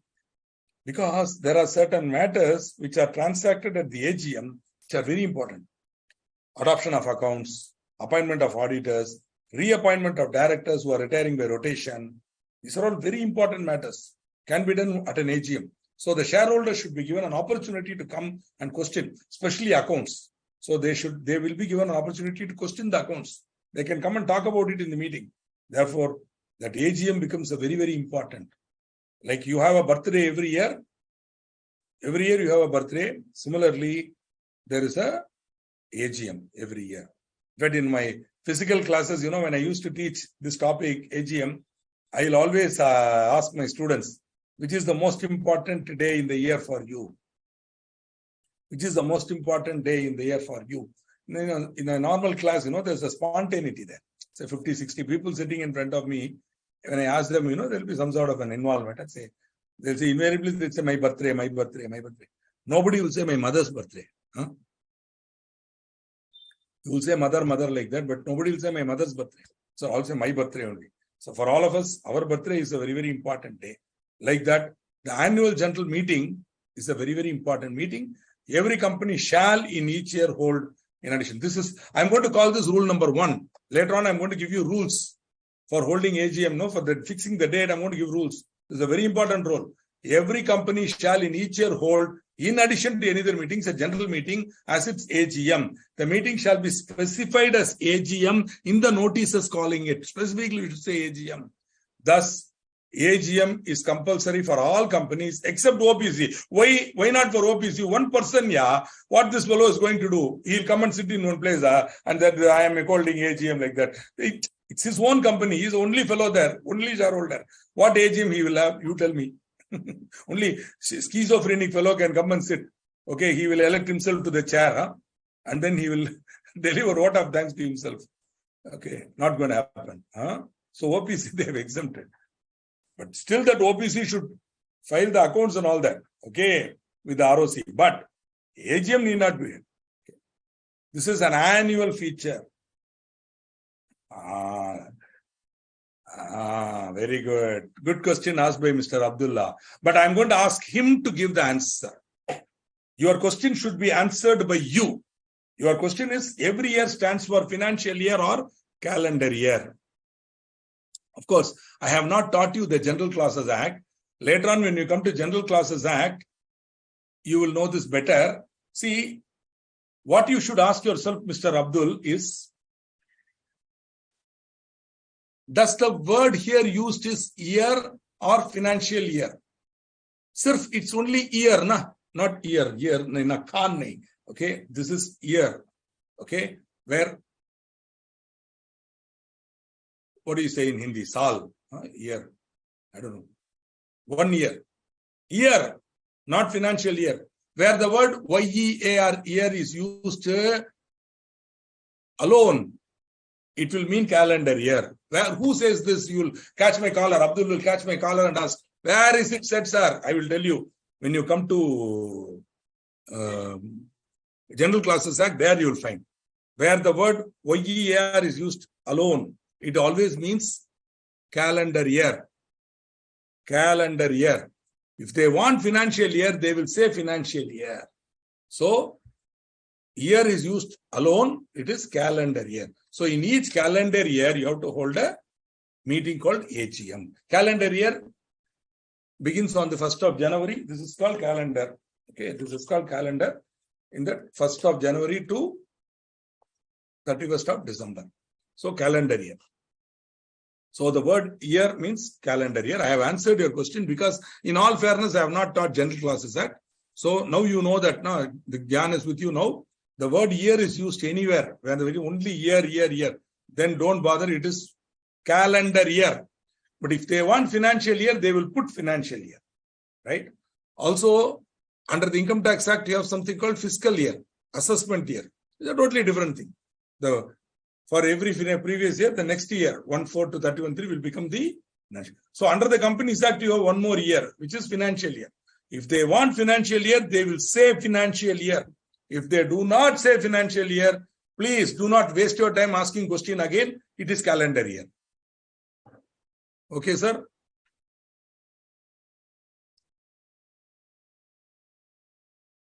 Chalo. Now, I am going to give you rules relating to holding of AGM. These are rules. I have extracted it from the section and I am giving it to you. Which is why, if you read the institute material, you may not find it this way. But why I am giving this? Suppose in the exam you are asked a question. What is the latest day by which this company should hold its AGM? Then you have to apply all the 3 rules. All the 3 rules should be. So you have to find out a common area where all the 3 rules are obeyed. That common area only your date can be there. So the 3 rules relating to AGM, rule number 1. Usually in my classes, I used to call it rule 1, rule 2, rule 3. Here I'm not calling it rule 1, rule 2, rule 3, but because there is no 1, 2, 3 precedence here. But all of them have to be satisfied. The gap between 2 annual general meetings should not exceed 15 months. So once you hold AGM, say if you have held the AGM on 21st of August 2023 or 2022, 21st of August 2022, then month means 15 months. So 21st means 20th. So 20th. So 15 months you have to count. So from August 21st, you have to go. August 20th, 2023, 12 months. Am I correct? September, October, November. So before November, you have to hold it. 15 months. But be careful. Next rule. AGM to be held within a period of 6 months from the date of closing of the financial year. So, the financial year closing, within that financial year, you have to hold it within 6 months. And finally, basic rule. Rule number. That's why I call this rule number 1. This is rule number 1. That's why I'm not giving it in any order. Actually, technically, this is rule number 1. AGM shall be held once in every year. The gap between 2 AGMs should not exceed 15 months. AGM should be held within a period of 6 months from the date of closing of the financial year. So you have to combine everything, and together you have to do it. Okay. So if then again, you may extend your financial year. You remember when we saw financial year, you said you can extend your financial year by 3 months. If you do that, then again you can calculate that. But again, 15 months rule will be there. And finally, you cannot push it beyond the calendar year. At any cost, before 31st December, you should have one AGM. Because an AGM should be held once in every year. Year means calendar year. Okay. Now, the registrar may, for any special reason, extend the time within which any AGM other than the first AGM shall be held by a period not exceeding 3 months. So, let us say that 15 months you are having, right? AGM should be held within a period of 6 months, right? He can extend it further another 3 months. But you should give valid reasons. Many times, audit is not getting completed. Therefore, extension of time can be given. They will go for extension of time and take it. And then AGM will be held belatedly. You have to do it. AGM is held after the end of the current financial year and before the start of the... this way of understanding it, I am not very comfortable with it. Yeah, see, because AGM is to be... one of the important purpose of AGM is to adopt the financial statement, which can be prepared only after the end of the one financial year. Okay. That's why they are saying within 6 months you have to present the accounts. From the date of closing, you have to present your accounts within 6 months. That is why they say AGM to be held within a period of 6 months. But gap between 2 AGMs should not exceed 15 months.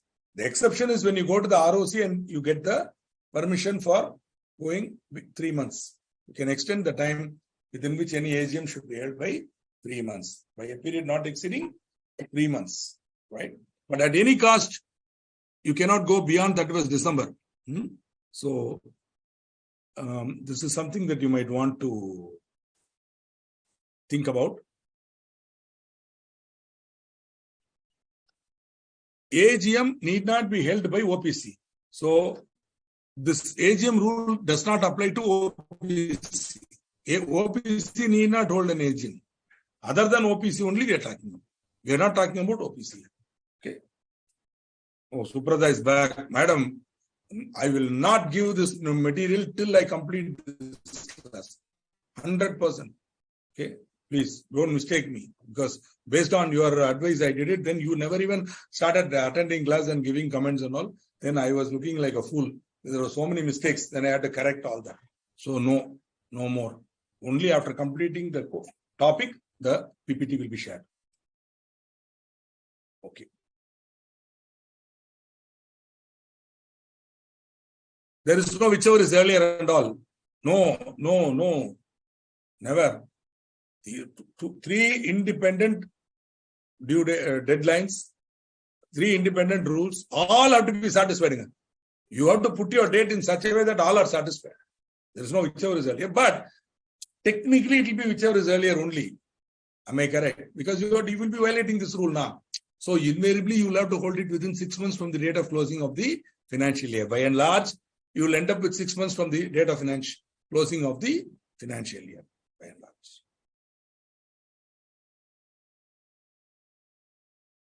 Okay, good.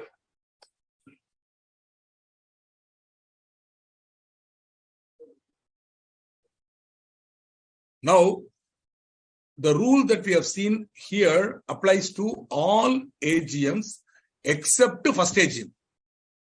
All AGM except to first AGM. Okay. First AGM alone.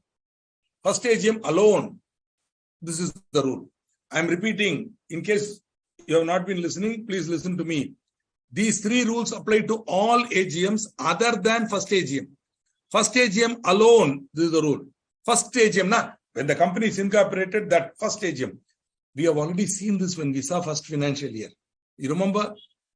The first annual general meeting of the company should be held within 9 months from the closing of the first financial year. Now remember, when a company is incorporated after 1/7, what happens? After 1/1, what happens? The first financial year itself will end on the 31st March next following. If a company was incorporated on 2nd of January 2023, the first financial year will end on 31/3/2024. You remember we studied this in financial year. When you were studying accounts. Okay. Then 9 months from the close of the first financial year, which means what? From April, 9 months, December 31st, 2024. First AGM alone, 9 months. Please note, where a company holds its first AGM meeting, as aforesaid, it shall not be necessary for the company to hold any AGM in the year of its incorporation. Think about my own example. Company, listen to me carefully. Then you will understand. You will have no problem. Oh, I'm so sorry. I'm very, very sorry. I hope you will download the video and watch that. And if you have any doubts, feel free to ask during these classes. I will definitely answer. Sorry for that. My intention was not to trouble you, but I obeyed your suggestion and I got into trouble. That is why, Suprada, I remember. Otherwise, I thank you for coming regularly. Take care. Okay? I'm very happy that you came out of dengue. Because dengue, there is no medicine.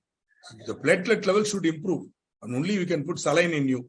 And you have to recover. Your body should have the capability. You must have really gone through a lot of things. My prayers to the Almighty for you to get well soon. Okay, and be all right. But anyway, you have developed a lot of immunity in that process, which is good. Okay. Yes. Now come back to my example. The company was incorporated on 2nd January 2023. Now, financial year will end on 31st March 24. So 9 months from the closing of the first financial year means up to 31st December you have time, which means in the year of incorporation, here again, calendar year, Baba. Folded arm, I'm again and again telling year. Sirf year, then only calendar year. So in the calendar year 1/1/23 to 31/12/23, no need for any AGM. That first year, no need for any AGM. No extension of time beyond. See, they've given you so much time. No extension of time. See, suppose a company was incorporated on the 5th of December 2022. 5th of December 2022.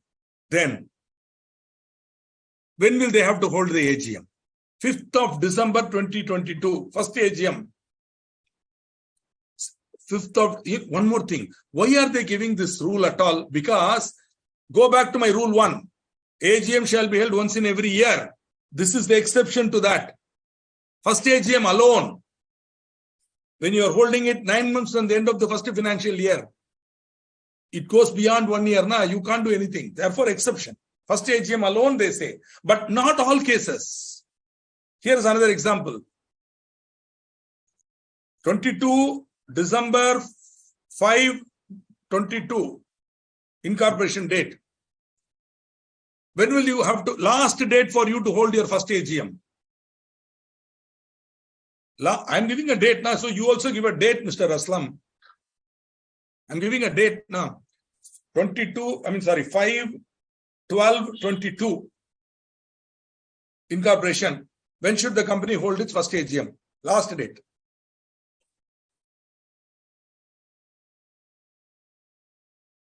Sir, that's okay, sir. You answer my question. I'm giving a date. 5 December 2022. When should it hold its first AGM? Anybody else can also answer. December 5, 2022. When should it hold its first AGM? 31st December 2023. 31st December 2023. Correct. Okay, because for that company, see, matter of 1 day, think about it. 31/12 fellow is incorporated. He will have to hold before 31/3. 1/1 if he is incorporated, He has time till 31st March 24 and then 31/12/24. But that is the unfortunate. So I hope you understood this principle here. No extension, etc., etc. Whatever is done is what is done, right? Now, I'm just reminding this. See, we already studied it when I spoke about definitions and all at that time. So now again, I'm just, for the sake of memory, yaad ke liye, I'm giving it. Financial year means the period ending on the 31st of March every year. Where a company is incorporated after first day of January of a year, financial year is the period ending on 31st day of March of the following year. Baba, we've studied all this. I'm only reviewing it. You should know it. I'm only reviewing it for you. Because some of you might say, what, when, who told? I told, this is it, and it is here. In case of a company or body corporate, which is a holding company or a subsidiary or associate company of a company incorporated outside India, and is required to hold a different financial year for consolidation, then CG on an application may allow a period of financial year, even if that period is not a year. So they might say, in our case, we need to consolidate. Therefore, 6 months I will do it. And okay. At that time, I gave this example. This is not new. Just for the sake of clarity, we are giving it again. Abhirichi Limited was incorporated on 11th December 2021. When should the company hold its AGM? You know that. According to 96.1, the company's financial year will close on 31st March 22. Because next year, 11th December 21, 31/22. The company may hold its first AGM by 31st December 22, within 9 months. Suppose 11th February, then it will not be the same. The answer will be different. Because 11th February fellow will go to 31st March 22. So up to 31st December 22, you have time. So if it was on 31st, if on February 21, then 31/3/22, then 31st March 11th February. I'm so sorry. That is 11th February 21. I think should be 22. But anyway, if it's 21, no problem. 21 fellow will be ending on 31/3/22. So for him also, it will be 31st March 22 only. 31st December 22 only. For 11th February 21 also, it will be 31st December 22 only. So, are you able to understand? 11th December 21 will have to hold on 31st December 22. 11th February 21, year will end on 31/3. We keep moving on management and administration. So, we'll have a small break, at the end of which 10 minutes ke baad I will come again. Sir, break, sir.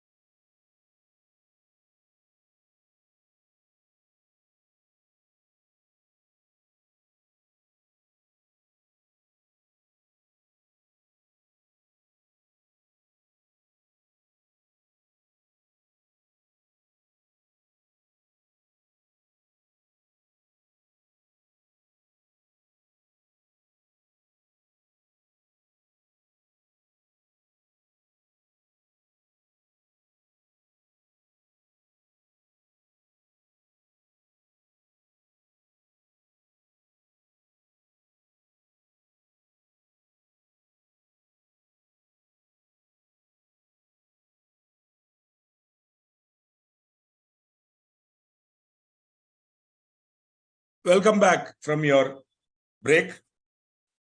Moving on into this interesting topic. I hope you're finding it quite interesting. As against interpretation of statutes, which was a little dry, you have this topic which is pretty, shall we say, crunchable, granular. You can actually convert it into problems and questions and all that. So let me quickly take your questions up. Okay, unless there are any more questions, let us see. I don't see any fresh questions during the break. Let me see if you have any fresh questions during the break. No. So moving on. So we saw AGM, normal AGM, 3 rules relating to normal AGM, financial year, first AGM, then first financial year, and when the AGM should be held. Simple. Once you know the basic rules, it's fairly simple. Now we are going to get into 96 subsection 2, which deals with time and place for holding an AGM. Time and place. So we saw when. We saw when an AGM should be held, time limit. Now we are going to see when it should be held or the time when it should be held. So we saw the time limit for holding an AGM. Now we got to see time for holding an AGM. The AGM shall be held during business hours. That is between 9 a.m. and 6 p.m. on any day that is not a national holiday. That is not a national holiday. So it cannot be held on a national holiday. It cannot be held other than business hour, 9 a.m. and 6 p.m. This is something always surprising me. You know why? Because most people who are middle class, ordinary people like me who are invested in large companies will be working. We have a 9 to 6 day. We have to go from hamara kaam ke liye, we have to go now, but we said, but that is, if you hold it in the business hour, I have to forego my office and come. So who will come? Nobody will come. According to me, the AGM should be held on a national holiday or on a Sunday, preferably. There should not be any prohibition, so that people can freely attend and participate in the meeting. But rightly or wrongly, from even in the earlier law, this is how it was. AGM should be held during business hours. That is between 9 a.m. and 6 p.m. on any day that is not a national holiday. Agreed. It should be held either at the registered office or at the company. Registered office of the company or at some other place within the city, town or village in which the registered office of the company is situated. See, I already gave you an example of a company which has the registered office. See, in Madhya Pradesh, in Bhavra district, they have their, in Bhavra or Mandu, the factory is there, and in the city, you have your registered office. Same village, same city, same town or same city, you have registered office, right? Now, AGM should be held only at the registered office of the company or some other place within the city, town or village. So, my factory is in Bhavra, then what I will do? In Bhavra, I will hire some big, hall and I will have the AGM there. But who will come? Nobody. See, in those days, shareholders used to live in the same area, in the same city, town or village. Therefore, they made it mandatory that it should be held in the same city, town or village.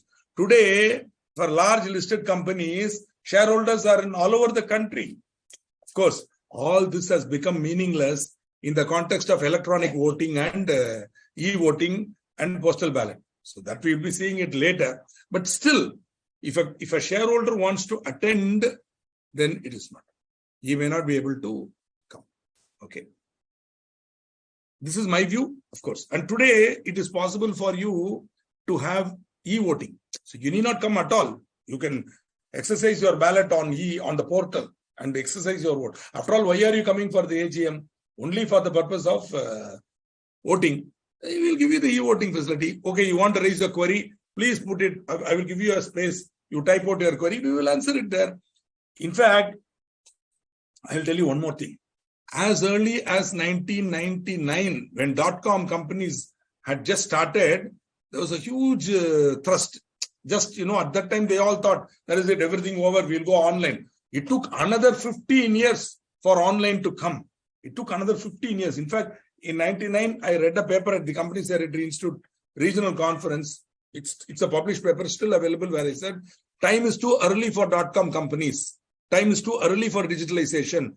Bandwidth is not there. Internet bandwidth speed is not there. So all your money is going to be wasted. What all money you are now sinking in digitalization is wasted. So this is what I told at that time. And that's exactly what happened. Then you had the .com collapse, and then slowly digitalization started. And 2015, you'll find it reached its peak. So it took almost 15 years, okay, for proper digitalization, online to come, even in US. Not only in India, even in US.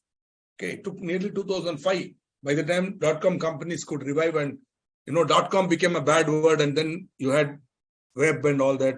Google came and all that stuff, and startups and all that stuff. Okay. The point I'm trying to make here is, at that time in 99, I said, company secretaries, you may be seeing a day when meetings will be held virtually, where shareholders will be attending virtually. This is exactly what happened during pandemic, when Reliance held its virtual AGM, possibly first AGM which was held virtually. Then Mukesh Ambani addressed the pandemic. So he addressed the Reliance shareholders online through an online meeting, physical. They attended, they heard. Okay. So this, I said 99, it could happen, where we will have e-voting, then we will have an online meeting. Then at the end of the online meeting, further voting will be done online. The time will be given. Within that time, if they vote, it will be then the ballot will be closed and it will be announced and the meeting will come to an end. So today it is possible. Virtual meetings are possible. Therefore, slowly, we can move out of this, but still this archaic provision is still there, where you have to hold it only at the register office of the company or at some other place within the city, town or village. So many fraudulent companies, they will be holding their AGM in the factory, and so nobody can come, and they will be holding it at the peak time, 10 a.m. So nobody will come. Only the employee shareholders, 5 fellows will be there who will vote, and that's the end of story. Like that, I've seen so many meetings. All that. I have myself sat on the dais when a meeting was conducted within 5 minutes. I'm not joking. 5 minutes record. AGM was conducted. 2,000 people attended on the attendance register, but inside the hall only 7 people are sitting. In the huge hall in Chennai, only 7 people are sitting inside the hall. So I was on the IS, as an auditor, I was sitting on top. I was just laughing and everything was happening. Chuck. Okay, matter over. And we went on with the meeting. In fact, I helped that my MD to conduct it. Even doesn't know that. So no company secretary also at that time. So I had to tell him, sir, no, first you announce adoption of account, seconded over, appointment of auditor, we are being appointed, reappointed, take it, propose, seconded, done, retiring, you are retiring, again proposing to be reappointed, proposed, yes, done, matter over, AGM over, come, let's go. In the meantime, 2,000 shareholders have come, received a gift, and they have not entered the hall. We were begging them to come in. They said, thank you, we are going for another AGM, and they went off. That's a different story. Now, but basically, this is the rule you have to remember. Pranav Vasishta, as usual, says, Muhammad Aslam says, national holiday includes emergency day and Sunday. What is emergency day? I don't know. What is an emergency day? Maybe, see, for that purpose, you should remember whether a day is a national holiday will be announced in the under the Negotiable Instruments Act. It will be announced. The so-called emergency day that you're talking about will be announced.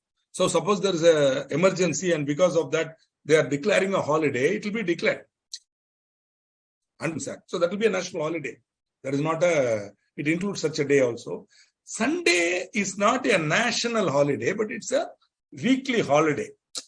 So Sunday, suppose your company works on Sunday and doesn't work on Friday or Tuesday, then there is not a national holiday. Because many companies may not work on Sunday, they may work on Sunday, and they may not rarely, but their business hour may be Sunday working, Tuesday not working. So their business hour, please remember, held during business hours on any day that is not a national holiday. Technically, Sunday is not a national holiday. So meeting can be held on Sunday. I think I agree with Pranav Vasishta when he says Sunday is not a national holiday. Sunday is not a national holiday. You have selected Sunday as a holiday because the British people went to church on Sunday and you have to follow them. You followed them and you made Sunday a holiday. Sunday is nobody's holiday. In India, you have to go on Friday. Both Muslims and Hindus, so Friday is our holiday. For Hindu also, Friday is a very holy day. For Muslim also, Friday is a very holy day. So we can as well move to Friday and work on Sunday. But then I don't know whether you will be able to take the psychological trauma of not having a weekend working on Sunday. In which case, you won't work on Friday and Saturday. So Sunday will become the new Monday. Huh? You will not work on Saturday, Friday and Saturday.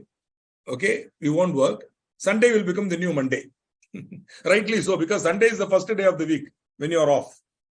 Anyway, so it's just as usual, my own way of approach. It's up to you. Sunday is not a national holiday, 100% correct. Okay. Sir, minimum number of members, we'll come to it later. Don't jump the gun. Please, Mr. Aslam, fold the arms, fall at your feet and beg you. Please don't jump. If you want to jump, don't attend. I will go in my pace. The quorum will come later. Okay, you are asking me a quiz or you are testing me. Okay, don't worry. When we come to quorum, I will teach you. It's a long way ahead. We will have to come. Maybe in the next class only we will. Not even next class, maybe we will do it. Okay.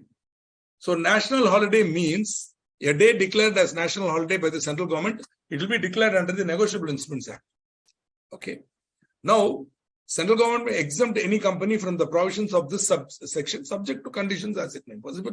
Again, when there is a practical difficulty, suppose, you are where my registrar office is situated, earthquake, Bhuj, Gujarat mein Bhuj. So it's all earthquake, suddenly earthquake, again, Bhuj, complete side. Then what? Now, some exceptions to 96(2). Please note, this is a classic example of exceptions. Clearly, Section 96(2) will not apply in certain cases. In case of Section 8 company, the time, date, and place of each AGM are decided upon beforehand by the Board of Directors, having regard to the directions given in this regard by the company in its general meeting. So, Section 8 company, in case the time, date, and place is decided upon beforehand by the board, they will inform. And so that can, if at all if the board is given that power by the company in general meeting, the board will decide the date. Okay, so the time and place, time, date, and place will be decided by the board. But even Section 8 company has to comply with rules. These rules, Section 8 company is not exempted. Only time and place you can decide. Time and place, the Board of Directors can decide. In which case, they can have it on a national holiday also, on Sunday also, no problem. So 96(2) will not apply to Section 8 company, only with respect to time, date, and place. Time, okay, date and place. But that date cannot violate 96(1). You have to have it within 6 months from the end of financial year or 15 months gap, and every year you should have an AGM. All that will apply. In case of a government company, the central government may approve a place other than registrar office, in which the registrar office of the company is situated. This is again government company, and central government will approve the place. Okay. Again, if you want to enjoy this exemption, that Section 8 company or government company should have filed its financial statement and annual return in time. Only then they can enjoy this exception. Right? Again, I'm repeating section. I'm sure some of you will have a doubt. So that's why. Okay. At that time, since you are telling like that, I will give my answer. At that time, 5 was the quorum. 5 members personally present in the case of a public company, 2 members personally present in the case of a private company, form a valid quorum at that time. This was, I'm talking about 90s, old law. Okay. Since you are asking technically, I'm answering. Good point. Quorum was present, yeah. Boss, I am involved in that meeting. You think I will not see that? Huh? Okay. You mean I will not see whether the quorum... One more thing. Quorum 2000, yeah. Actual attendance is 2000. Inside the hall, 5 fellows. If you see the attendance register, 2000. Okay. Beforehand means before that date itself. That is, before the AGM itself, the one general meeting, the board says, in one general meeting, the members say, you decide when. So it is decided beforehand. It is decided early, well in time by the board. So they can decide on the place, and based on their decision, they can do.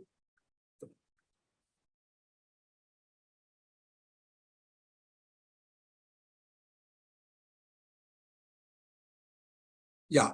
But for the government company, only, as rightly asked by Abdul, the government, see, the idea is the government company may have a registered office in some remote location. So based on that, the central government can decide on the place other than the registered office. Okay, they can say. Again, as you rightly said, time cannot, it has to be 9 a.m. to 6 p.m. on any national day, that is not. But Section 8 company board may decide a date which is not a national, which is a national holiday and not within the business hours. Because Section 8 company is meant for public purpose. No? So they might have it on another day. That is why the exception is. Now, we have seen basic rule relating to AGM. Normally, AGM will be called by the board. The board of directors will call the AGM by giving what is known as notice. But under one circumstance, the tribunal can call an AGM. Okay. What? This section is about tribunal calling or directing the calling of an AGM of a company. When they will do it, if any default is made in holding the AGM of the company, where there is any default in holding the AGM of a company under Section 96, then, see, the problem is want to call, but, or maybe the members want to have the AGM and comply with the law. The board of directors are not doing it. There is a default in holding AGM. No. The members can apply on the application of any member to the tribunal. He might go to the tribunal and say, hey, look here, the board of directors are supposed to call the meeting. They are not calling. There is a default. We want to go ahead with our company. Kindly guide us. So an application is made by any member to the tribunal. Notwithstanding anything contained in this act or the articles of the company, whatever may be the rules under the act, once an application is made by a member to the tribunal, then all other sections will become nothing. You see that notwithstanding here? Section 97 is superior to all other sections, notwithstanding anything contained in this act or the articles of the company.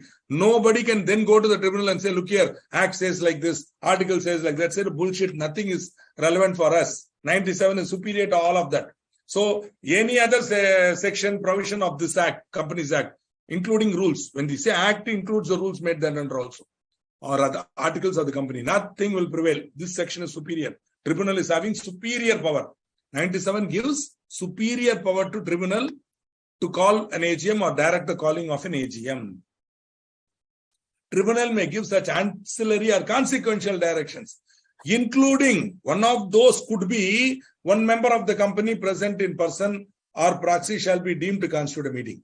You see, our friend Muhammad Aslam was asking, minimum number of members is called like that. That is called quorum. Quorum. Quorum. Okay, carom is a game, board game, indoor game. Carom. This is quorum. Quorum. Quorum. So that quorum is the minimum number of persons required for a meeting.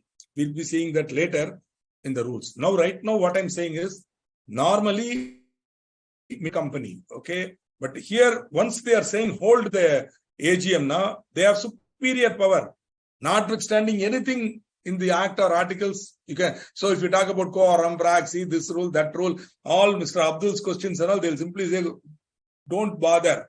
What we are saying is final. Why? Because notwithstanding anything contained in this act or the articles, 97 is superior section. Tribunal has extraordinary powers. And as part of those extraordinary powers, they can give ancillary or consequential directions. See, he is coming to you and saying, board of directors are not holding the meeting. Please help me. So you are directing him to hold the meeting. Now you are telling him, you as a member call and hold. Then he stands up and says, Your Honor, where will I hold? Direction given. Your Honor, what will I do? Direction given. Your Honor, only I am there. What to do? Then they say, one member present in person or by proxy shall be deemed to constitute a meeting. Deemed. Normally, one member cannot or one proxy cannot. Normally. But in this case, when the tribunal gives a direction, one member shall be deemed to constitute a meeting. So, a general meeting held in persons of this section shall, subject to any directions of the tribunal, be deemed to be an AGM of the company under this act. So, even though there is a default, you go to the tribunal, get the approval, hold the meeting, it shall be deemed to be an AGM of the company under this act. All dosha is complete. is wiped off by the tribunal's order and you hold it. See, the idea is there is a default in holding AGM. What to do? You go to tribunal, get the approval, get the direction, hold it, and thereby default is made good. That shall be deemed to be an AGM of the company under this act. Okay. So whatever. That is a thing. So expedient means whatever is necessary, not deemed fit. Expedient means whatever is necessary. Whatever the tribunal thinks is necessary, they can pass the order. Wherever they think there is a necessity, expedient, they will pass the order. Expedient is a old word. Maybe if you want to use a simpler word, you can use like this. Tribunal may give such ancillary or consequential directions as the tribunal thinks are necessary, or as the tribunal thinks may be necessary. That's how I will. Expedient can be substituted with the words as may be necessary. So the word necessary can be used if you want. Okay. So this is an interesting section 97, which is there in the law, right? Power of tribunal under 98 to call meetings of members. Please understand, this is power of tribunal to call AGM. Here, general meeting, any other general meeting, tribunal may order a meeting of the company to be called, held and conducted in such manner as the tribunal thinks fit. 97 AGM, 98 AGM. Power of tribunal to call a meeting of the company to be held. Called, held and conducted in such manner as the tribunal thinks fit. If for any reason it is impracticable to call a meeting of a company other than an AGM in any manner in which meetings of the company may be called, or to hold or conduct the meeting of the company, then the tribunal can order that a meeting of the company be called, held and conducted. See, problem is there, directors are not calling. We want to have an EGM to discuss certain matters. Go to the tribunal under section 98. So the tribunal will pass an order. Please note here, tribunal directs the calling when there is a default in holding. Here, tribunal passes an order for a meeting of the company to be held, called, held and conducted. Called, notice, held, conducted. Everything will be governed by the tribunal. Usually, this will happen when there is a dispute between two parties in a company. This section, 98 is a very powerful section.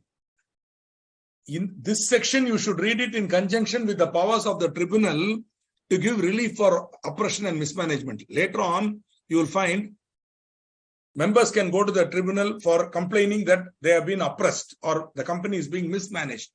While considering that petition, the tribunal can say, hey, you guys go and pass a resolution. They will immediately say, how I will pass a resolution, Mr. Tribunal? These fellows are not even calling a meeting. So, okay, why should he call? I am now ordering a meeting of the company to be called. You guys can come and attend and vote and pass the resolution. Thereafter, I'll give effect to it. Like that, tribunal can pass it. So, in the course of some other proceeding also, tribunal can order a meeting to be called, held and conducted. Section 98. Again, a very powerful. So, this can be done either suo motu or on the application of a director or member of the company who would be entitled to vote at the meeting. Even a director can apply under this section. Whereas under 97 only member can apply. Are you able to understand differences? 97 AGM, 98 EGM, 97 where there is default, 98 where it is impracticable or impractical. 97 application only by member, 98 director or member, provided he is entitled to vote at that meeting. Okay. Tribunal may give such ancillary or consequential directions as the tribunal thinks. See, application by a director or member of the company who would be entitled to vote at the meeting. Please, Mr. Abdul, read carefully. Or is a distinction. So, director separate. Member of a company would be entitled to vote at the meeting separate. So, director cannot vote at that meeting. So, he will be independent. Director can apply or a member can apply provided he is entitled to vote at that meeting. Tribunal may give such ancillary or consequential. Why I said Abdul? Because Abdul only will have doubts like this. That's why even before Abdul has a doubt, I want to clarify. Okay, Abdul will have one more doubt. He'll ask, sir, which member will not be entitled? Differential voting right. You might have surrendered your voting right for dividend. In which case, you are not entitled to vote. Then you cannot apply. Only a member who is entitled to vote can apply. You got it now? Tribunal may give such I'm just using Abdul as an example. Don't mistake me. Huh? Because only he will have such beautiful doubts that only, he will have. Is class meeting included in section 98? Meeting of the company means only members. Okay. Class meeting, that's how I have understood, but I will check up and get back to you. Impracticable means, see, basically calling an AGM, directors have to do it. Okay. Suppose the directors are fighting between each other. There is a fight between directors. And in that fight, these guys are not willing to call. It's becoming impracticable. Or another example I'll give you. The company has 3 directors. 2 directors have died in a car accident. 1 director has gone mad. Who will call the meeting now? It is impracticable to call. Then on the application of member, single director, can you hold a board meeting? No. So suppose 2-3 directors are going in the car. 2 directors, there's an accident, 2 fellows die. 3rd fellow becomes mad. Then suddenly he becomes normal. Now he wants to hold meeting. How he can hold a? Shareholders are saying hold a meeting. He alone cannot do. Alone how he can do? Impracticable. So he goes to the tribunal and says, look here, I am the only fellow. Even to appoint a director, I need to hold a meeting. So for that, I need to have a general meeting where I have to appoint a director. Your Honor, please help me. These are cases where it becomes impracticable. There are so many situations where there is a conflict between 2 groups and the 2 directors groups are fighting. Members are suffering. Then one member can go and say, look here, these 2 guys are fighting and not holding general meeting. We want to remove one group. For that, we need a general meeting. Please help us. So immediately tribunal will give order. 98 also, there is one commonality. Tribunal has the power. But one more thing you'll notice. 97 is notwithstanding anything contained. 98 is not. 98 is not so superior.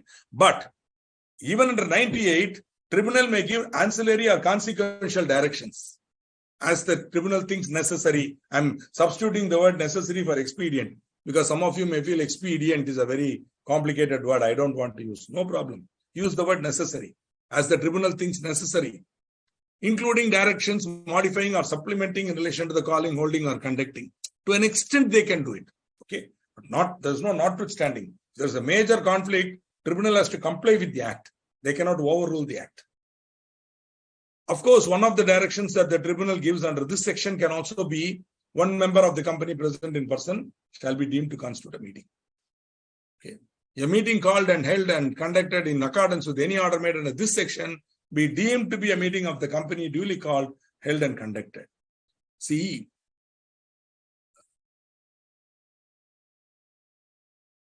meeting of the company, the word company is used. It will always be only shareholders, that is members. Okay. So my humble view is that you cannot include class meetings in this. It's my view. Okay. Said. I don't know where the word is. Directors cannot vote. That is why directors cannot vote. That's why I clearly said cut that or. Director, one class, over. Director can apply, even though he cannot vote. Member who would be entitled to vote at the meeting. So two people. Okay. So I think Sraboni Das is leaving. So she's saying, thank you, sir. Bye, madam. Even we should leave. It's now 8:30. So 99, we will take it up in the next class. And we have to go on till 122 for meetings and then go on. We'll take another 3 sessions we'll have. Don't worry. In the meantime, wishing you a great evening ahead and all the best. Bye. See you.